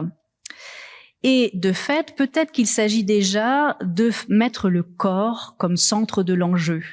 C'est-à-dire que l'essentialisme est porté par les singularités corporelles. À partir du moment où on dit que l'intellect est égal à celui des hommes, finalement, on ne met plus le corps en premier lieu. Vous voyez, ce corps qui a fait qu'on a rassemblé les femmes dès l'Antiquité, eh bien, finalement, on le met de côté pour dire que les écrits, finalement, sont un produit de l'esprit et non pas du corps, et que les femmes en sont tout à fait capables. Il y a aussi de grosses attaques contre les préjugés, déjà chez Erasme en 1524, un dialogue fictif entre un père abbé et une femme instruite. Bon, l'abbé est stupide, disons-le clairement, mais quand même, il se fait battre à plat de couture rhétoriquement par la femme instruite. Ce court texte propose une vive controverse sur le bien fondé d'éduquer les femmes et il montre la vivacité d'esprit des femmes. Il montre par l'exemple que les femmes sont loin d'être inférieures aux hommes. En Italie, en 1549, Giambattista Gelli, dans un ouvrage serio-comique, La Circe, la Circe, retient aussi l'attention pour nous. Il y a au milieu de ce texte un débat entre Ulysse, qui arrivait chez Circé, et une biche, qui était une ancienne humaine, transformée en biche par Circé. Et l'objectif d'Ulysse, il y a plusieurs dialogues avec une taupe, avec une huître, etc., c'est de faire revenir à leur forme humaine les individus qui ont été transformés par Circé. Et tout le monde refuse en disant la taupe, ancien paysan, ah ben non, franchement, je préfère ma vie maintenant, parce que la vie de paysan, c'est dur. Et il se trouve que la biche, c'est très d'actualité là, les paysans, je trouve. Il se trouve que la biche refuse également de retrouver sa forme humaine au motif que les femelles jouissent d'une liberté que les femmes n'ont pas. Ces ouvrages, Erasme, Gelli, sont écrits par des hommes, mais dans ces deux cas, les femmes l'emportent sur les hommes. Elles osent débattre et elles l'emportent sur les hommes. Et les remarques sexistes sont très présentes. On voit que les hommes disent « Ah, mais les femmes veulent toujours avoir le dernier mot, donc toi, la biche, évidemment, tu essaies d'avoir le dernier mot. » Donc les femmes sont désagréables et veulent avoir le dernier mot. Mais les textes soulignent en filigrane la mauvaise grâce flagrante des hommes devant la déculottée qu'ils subissent. Les hommes refusent de convenir de la fragilité de leurs préjugés, malgré les arguments évidemment écrasants de leurs interlocutrices. Et dans les deux cas, les protagonistes masculins se replient sur un dernier argument. C'est celui de l'ordre social. Il faut conserver les statuts, il faut maintenir le statut des hommes et des femmes au nom de l'ordre social. C'est dans la fiction tout ça, mais ça prépare évidemment des dialogues polémiques dans la réalité, y compris avec des femmes. Et si des femmes prennent la parole à la fin du XVIe siècle, le point de rupture conceptuel, on le place en général avec Poulain de la Barre, François Poulain de la Barre, en 1673. Alors je crois que j'avais mis, oui, c'est lui que j'ai mis, voilà.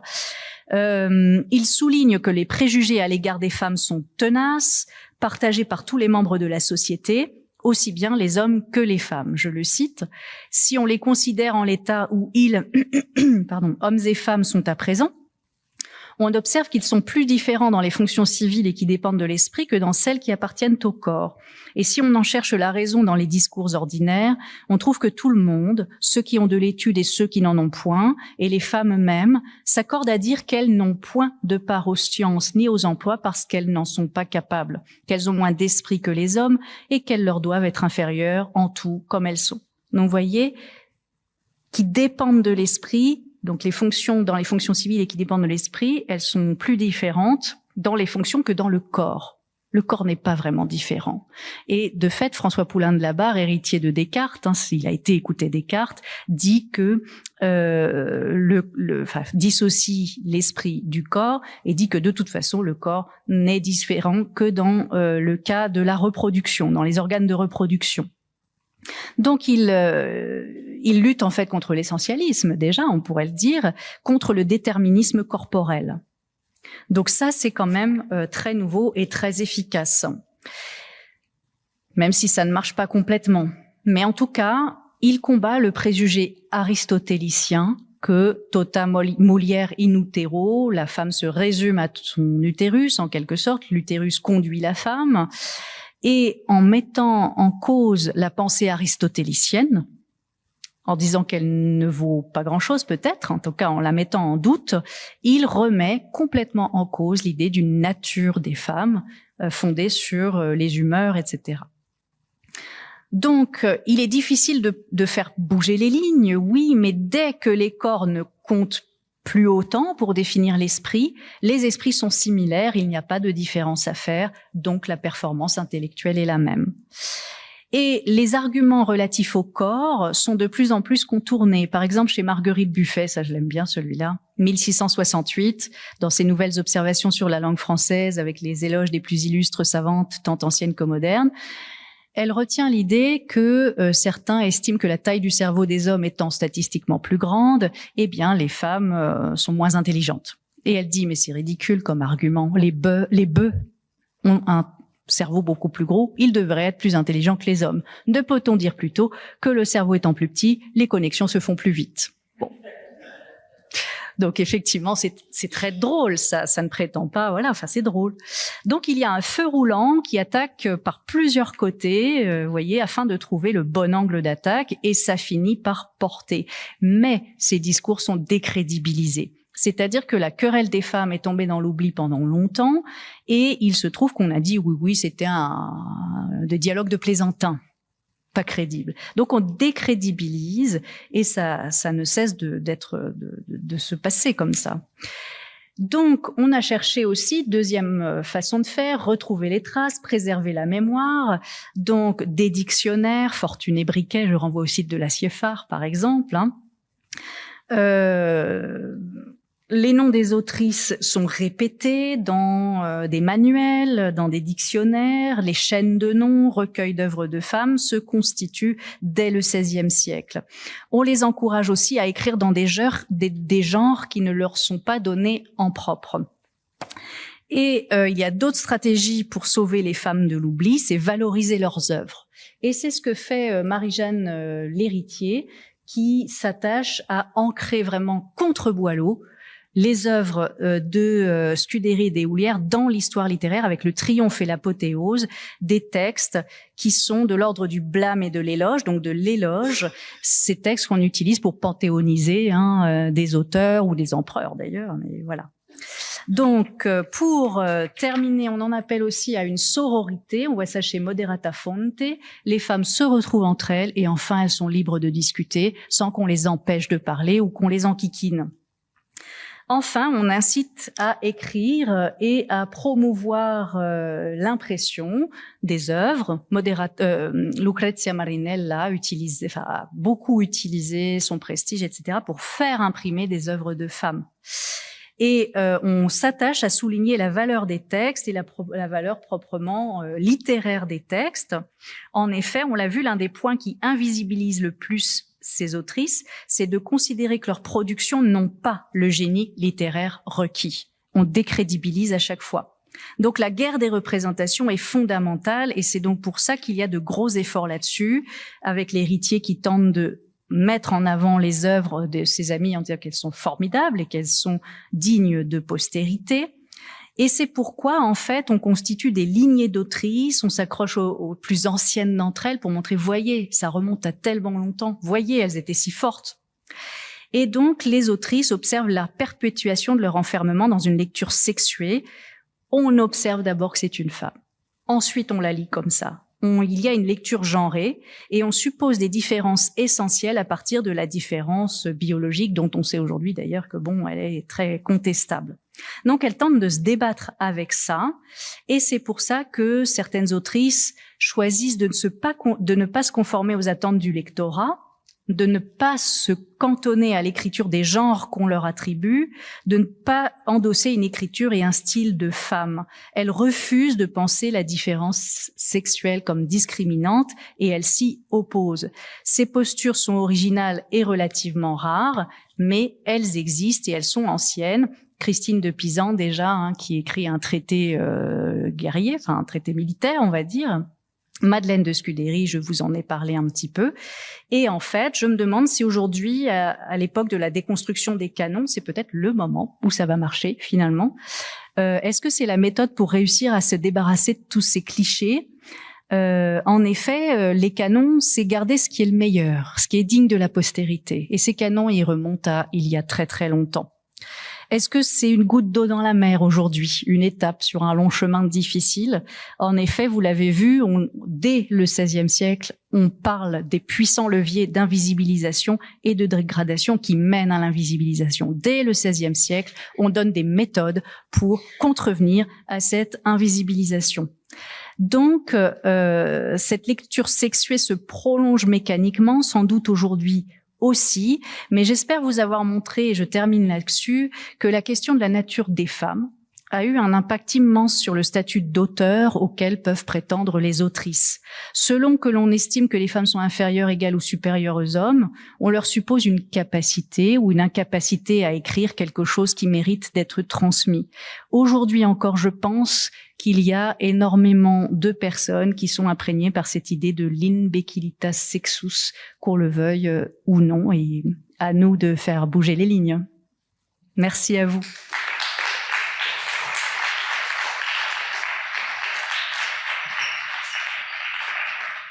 Merci Anne, c'était vraiment formidable. C'était très intéressant et très éducatif aussi, très savant. Je suis à l'écoute de vos, et Anne surtout, de vos questions. Si vous avez des questions, des remarques pour continuer cette session. Qu'est-ce que vous pouvez dire quand vous posez une question? Dites qui vous êtes et d'où vous parlez.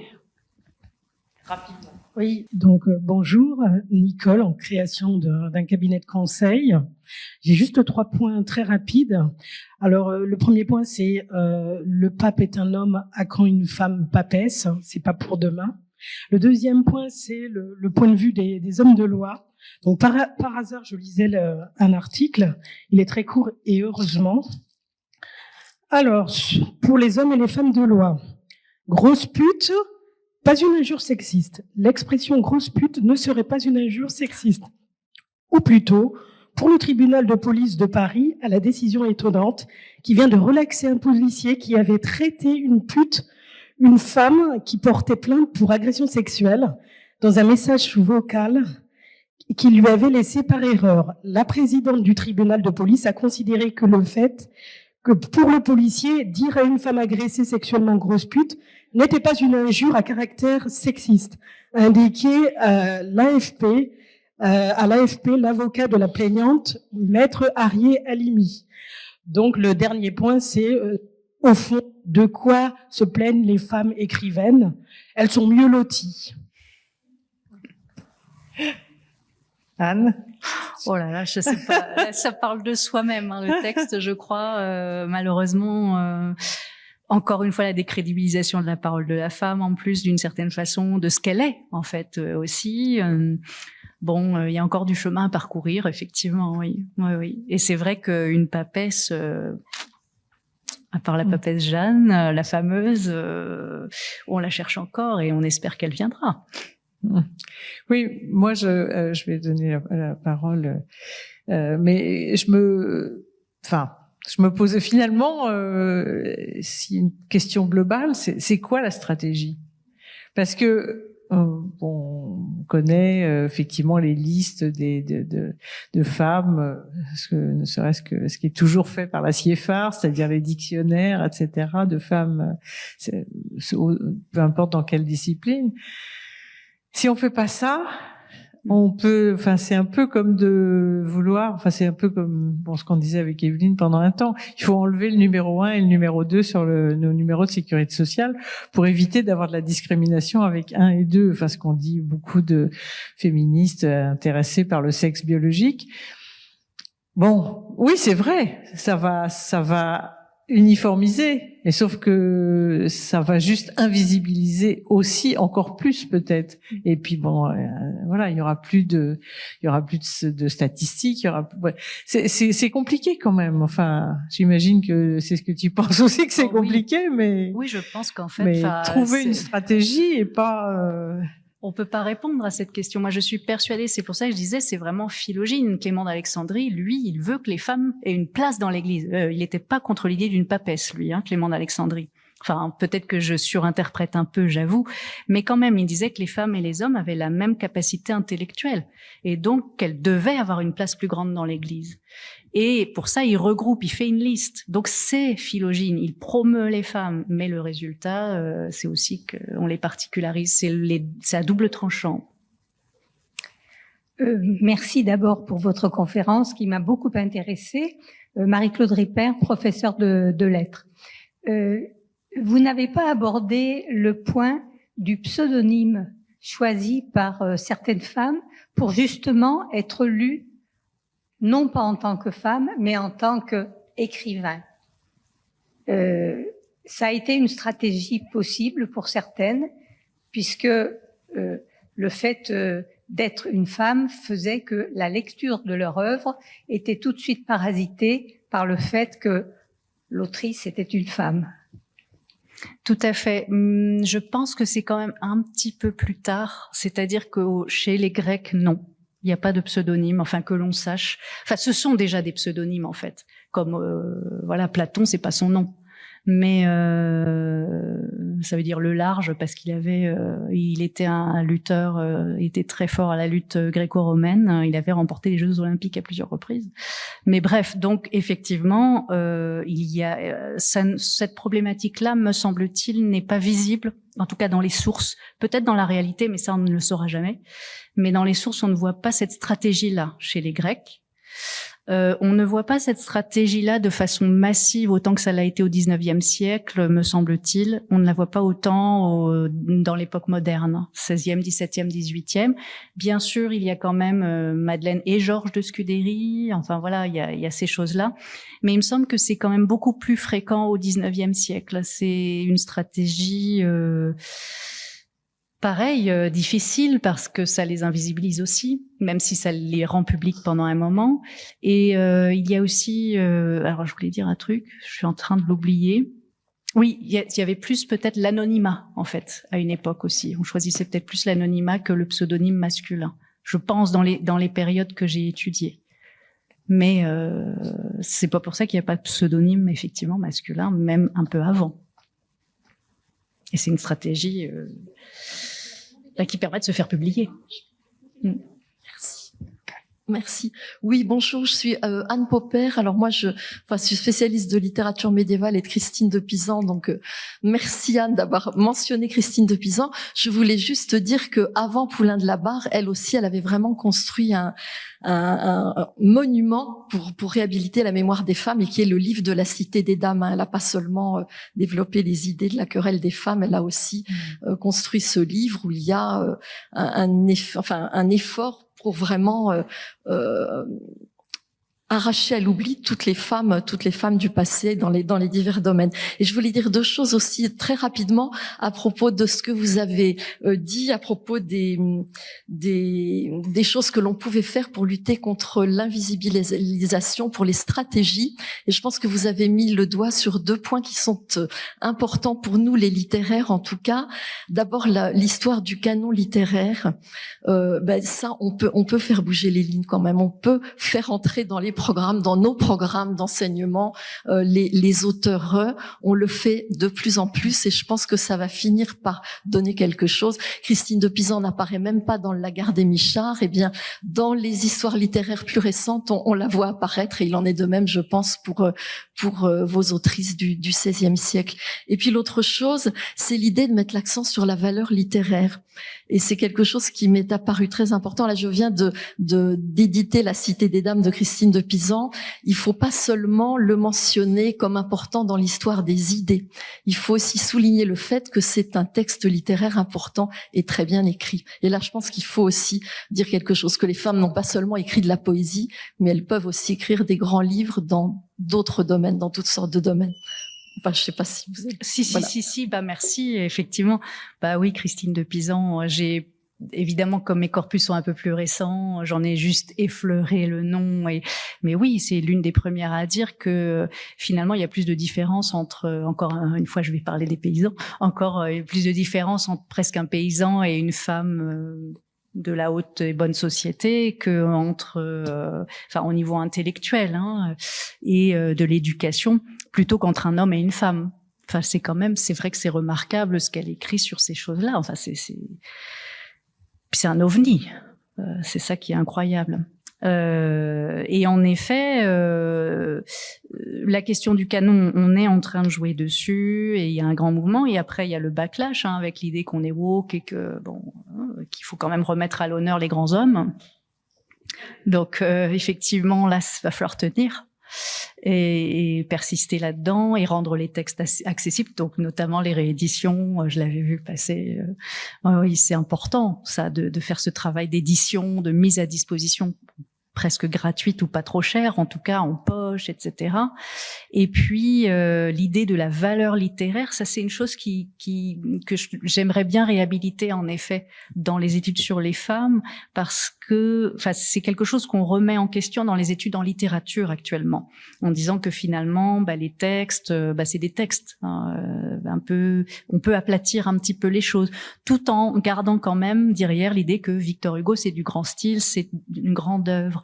Mais on le dit moins, et en même temps c'est là. Et donc j'ai peur que cette histoire de la valeur littéraire, on dise on n'a pas à en parler pour les femmes puisque la valeur littéraire c'est subjectif, historique, contextuel, etc. Et que donc on la laisse de côté dans le débat, alors qu'elle me semble fondamentale justement pour cette idée que si on veut transmettre quelque chose, c'est parce que c'est beau, c'est parce que ça pèse. Oui, aussi. Et donc, de même que si on va encore au Louvre voir des toiles, c'est parce qu'on les trouve belles, quoi. C'est pas juste parce que ça a marqué l'histoire de la peinture.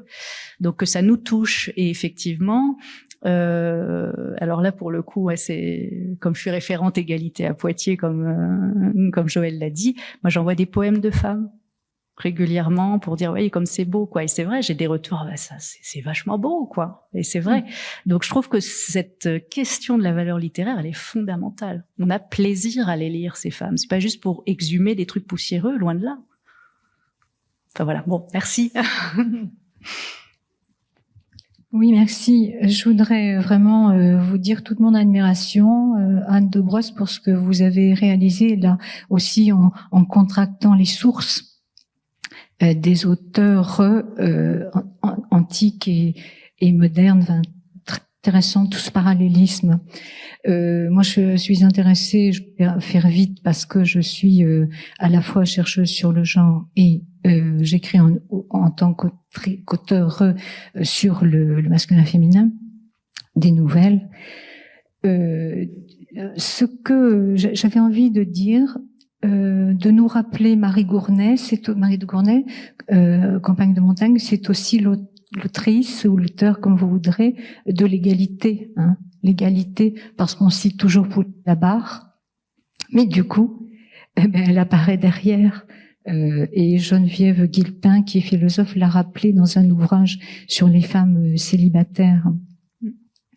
Sinon, eh ben, voyez-vous, ce que vous dites, effectivement, nous inquiète. Moi, je réagis un peu comme Joël, hein, que finalement, le travail de conscientisation, les différentes stratégies, je pense, lutter contre l'évitement, lutter contre le silence, bon, c'était déjà là. Donc finalement, est-ce qu'il faut qu'on s'en réjouisse? Ben, c'est très inquiétant quelque part. Et le débat qu'on a eu au XXe siècle, y a-t-il une écriture féminine? Finalement, c'est extrêmement récent et extrêmement grave, n'est-ce pas? C'est tout juste maintenant qu'on se réveillerait. Alors, donc, j'avais envie, pour finir, d'opposer au plan de nos visions idéologiques. Hein, on est souvent et toujours sur essentialisme, n'est-ce pas? Féminologie, etc. Naturalisé, etc. Ou l'universel, l'un et l'autre, c'est pas Elisabeth Badinter.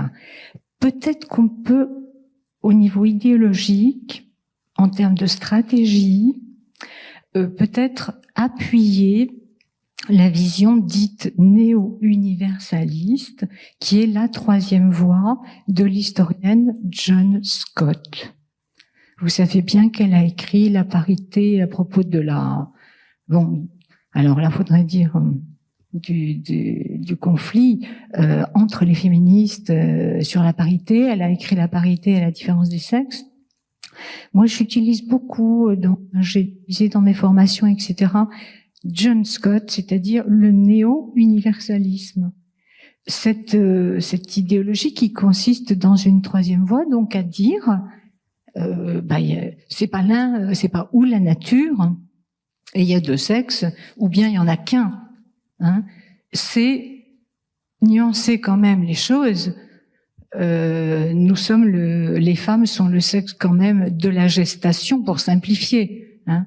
Même s'il y a tous les apports récents que Joël et Evelyne sont là pour nous rappeler, je l'enseignais aussi. Cité hormonale, cellulaire, etc., etc., les chromosomiques, etc. C'est beaucoup plus rapproché qu'on ne croit. Mais peut-être quand même, on aura intérêt peut-être comme stratégie à valoriser. Mystère. J'ai pas la réponse. Mais c'est vrai que, de toute façon, moi, ce qui m'a frappé dans ces sources anciennes, c'est cette question du corps dont je parlais, que je pensais plus récente. Et de fait, c'est ce point d'accroche. On a l'impression qu'on est toujours à cette bascule, en effet, entre les deux, alors qu'il faudrait peut-être une troisième voie, mais laquelle? Et c'est pas évident.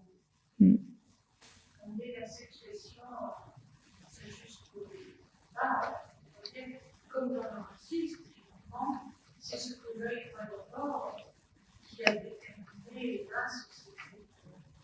ces injonctions humaines. Et c'est tellement superficiel. Ce qu'on voit d'abord, la peau noire, ou le ventre de la femme. Oui, et puis il y a une Nicole Laureau qui a beaucoup travaillé sur les femmes dans l'Antiquité, dit que les Grecs sont le peuple le plus strict dans les discours sur la différence entre les femmes et les hommes, mais que en fait, justement, c'est parce qu'ils sont les moins sûrs de cette bipartition. Ça, je trouve que c'est intéressant parce que ça montre à quel point c'est flageolant ces lignes de lecture. Mais par les discours, elles s'imposent. Merci beaucoup Anne, c'était super stimulant. Moi j'ai une question pour revenir sur le point des pseudonymes.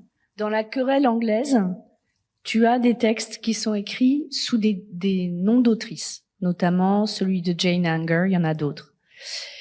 Une manière de les dévaloriser, ça a été de dire non, en fait c'est pas une femme. Elle est en colère et donc elle s'appelle Jane Anger, mais derrière se cache un homme. Voilà. Donc, je voulais savoir si chez les Grecs, il y a des autrices comme ça qu'on tente de déposséder de leurs œuvres en arguant qu'en fait c'était des hommes qui les ont écrites. Et même question pour les Françaises, Français de la première modernité. Moi, je suis jamais tombée sur des textes, notamment de la querelle, écrits sous des pseudonymes, enfin sous des noms de femmes qu'on n'aurait pas identifiées et derrière lesquelles on soupçonne la présence d'un homme. Voilà. Donc, si tu peux m'éclairer. J'ai pas forcément tout lu non plus, hein. Mais il me semble en effet, enfin dans l'Antiquité, c'est ce que je disais avec Pamphila, mais on en trouve d'autres. Des exemples où en fait c'est un nom de femme, et puis après elle va dire ben non, c'était son père ou son mari. Il y a la fille de Thucydide qui aurait complété Thucydide étant mourant, elle l'aurait aidé à écrire. Mais on va dire ben c'est pour ça que le dernier livre de Thucydide est un peu faiblard. Donc dès que c'est un peu faible, c'est plutôt du côté de la fille, de la femme, machin, et dès que c'est fort, on va dire que c'est du côté de l'homme. Mais après, il y a aussi quelque chose qui est typique des sources vraiment anciennes, où il y a une incertitude des fois sur la paternité, maternité des ouvrages. C'est-à-dire que comme on n'a plus les livres entiers, on a les poèmes, enfin les poèmes de Sappho, le plus ancien exemplaire qu'on a, il date du IIe siècle avant Jésus-Christ. C'est vachement tard. Sappho, c'est quand même cheval 7e, 6e, hein, donc il y en a eu du temps d'écoulé. Et en fait, des fois, on voit sur les papyrus ou quoi, le nom gratté est mis un autre nom à la place. Mais des fois, c'est le nom d'Anacréon qui est gratté pour mettre Sappho. Ouais, donc c'est pas particulièrement une invisibilisation des femmes en l'occurrence, mais c'est une incertitude. Comme les styles sont très proches et que le temps est passé et qu'on n'a plus les œuvres, en fait, on se dit bah ça doit être Sappho, voilà. Par recoupement de sources aussi et tout ça. Donc cette question, elle est délicate et c'est dans les sources contemporaines que des fois ça se trouve aussi. Donc c'est Martin West ou Martin West, je sais pas, qui dit que Érina, c'est pas elle qui a écrit. C'est trop érudit pour que ce soit une femme. Ce qu'on a dit pour Louise Labbé, cet argument-là, il est tellement tarte à la crème que voilà. Mais il existe un peu dans l'Antiquité, mais pas sous la forme de c'est trop faible, c'est trop simple, donc c'est une femme ou c'est la fille de Thucydide. Enfin voilà, les exemples n'en sont pas très fréquents, mais il y a quand même plusieurs exemples dans la littérature grecque de l'écriture. Ça rejoint ce qu'on disait, l'écriture d'une femme. L'écriture d'une femme, qu'est-ce que c'est en fait? Et c'est simple, voilà. D'autres trouvent que c'est admirable, mais il y a aussi question du genre littéraire, voilà. Et pour ce qui est de l'époque moderne, en effet, je connais pas forcément, effectivement, c'est ce que je disais, il y a des anonymes, en effet, où là, on peut se dire, c'est peut-être des femmes qui n'ont pas osé mettre leur nom. Il y a des pseudonymes, Élisène de Crène, mais ça reste un pseudonyme féminin. Et donc c'est vrai que je n'ai pas vraiment trouvé, enfin ça rejoint la question de tout à l'heure, les pseudonymes masculins pour se cacher derrière, comme Clotilde de Surville, l'inverse aussi et me semble très rare, voire inexistant. Sauf à considérer que Louise Labbé c'est Olivier de Magny et consort. Mais ça me semble anachronique. Louise Labbé, le doute sur son sexe, c'est récent, non? C'était 2005. C'est ça, c'est pas, 2005. Ça date pas du. Mireille Huchon, 2005. Non, c'est ça. Pas tellement avant. Après, il y a eu au 19e siècle, Homère était une femme, c'était Samuel Butler qui a écrit ça. Enfin, voilà, il y a toujours eu des questionnements sur le sexe des auteurs. Eh bien, une pièce de théâtre qui dit que Shakespeare était une femme. Aurore et Vin. Aurore et Vin, oui. Donc l'enquête continue, Armelle.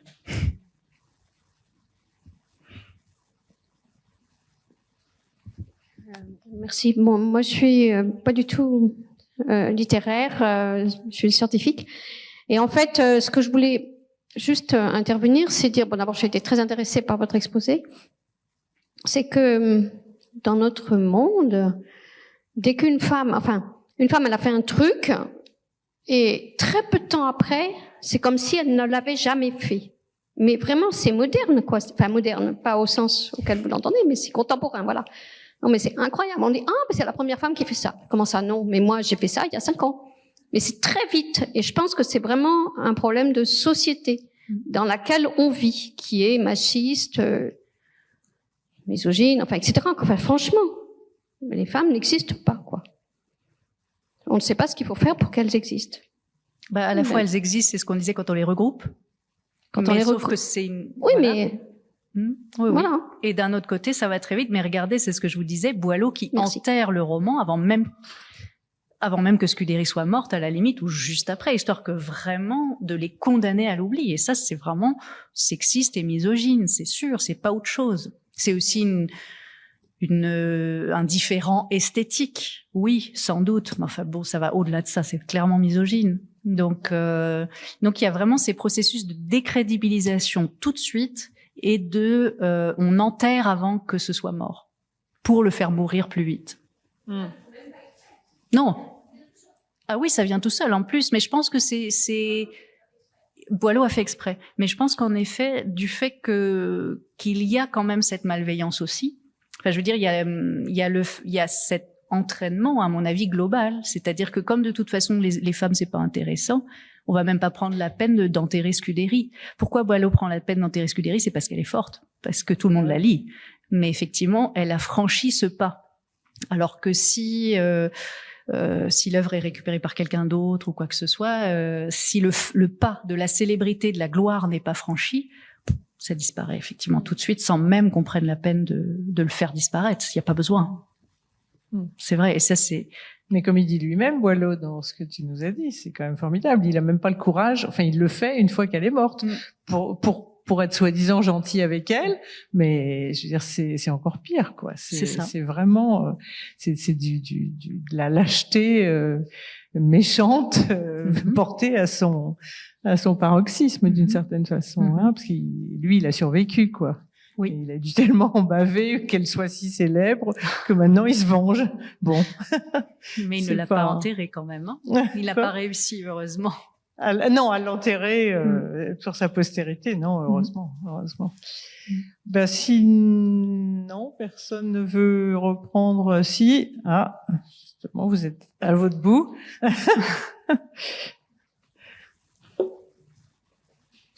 Non, mais bougez pas. Une petite anecdote pour compléter la conférence d'aujourd'hui, qui peut-être vous rendra le moral. Je m'intéresse beaucoup à l'archéologie du Moyen-Orient et aux origines de l'écriture. Et à ce stade aujourd'hui, les chercheurs pensent toujours que l'écriture est apparue au pays de Sumer, dans le sud de la Mésopotamie, il y a 6000 ans. Et notamment dans une des principales cités religieuses de l'époque, Uruk, et notamment dans son plus grand temple dédié à la déesse Inanna. Or, à l'époque, comme la plupart du temps encore aujourd'hui dans notre monde, les clergés étaient séparés, les femmes d'un côté, les hommes de l'autre, et le clergé d'Inanna était entièrement féminin. Ce qui signifie que, ça c'est une hypothèse que j'ai lue en travers d'une littérature scientifique produite par des orientalistes là, ces quelques dernières années, même si c'est vraiment dit du bout des lèvres, parce que c'est tellement radical et dangereux que ça n'est pas affirmé d'une façon forte. Ce qui signifie que peut-être, si dans les années à venir, l'origine de l'écriture est confirmée à Uruk, on sera en droit de supposer que peut-être l'écriture a été inventée par des femmes prêtresses, qui ont inventé l'écriture au départ pour rendre hommage à leur déesse. Donc c'est de la littérature religieuse, spirituelle, c'est de la littérature poétique aussi, mais liturgique, donc moins moderne peut-être que Sappho, qui déjà parle beaucoup d'elle-même et de son individualité personnelle. Là, il s'agit d'une littérature impersonnelle, mais qui parle quand même beaucoup de l'humanité. Et puis c'est le métier de scribe aussi qui s'est inventé, car durant toute l'Antiquité mésopotamienne, le métier de scribe était ouvert aux femmes en Mésopotamie, et spécifiquement en Mésopotamie, car je crois bien que dans le reste du monde méditerranéen, ce n'était pas le cas. Donc, les femmes ont toujours été là dès le départ en matière de littérature, et peut-être que si un jour les chercheurs réussissent à prouver formellement cette chose-là, je pense que le génie féminin sera prouvé d'une façon plus qu'absolue. On l'espère. Ah, on l'espère. On l'espère. Finir sur cette note optimiste, comme vous dites, s'il n'y a plus personne qui veut faire de questions ou de remarques. Ben, merci beaucoup à vous d'avoir été là. Merci Anne à nouveau.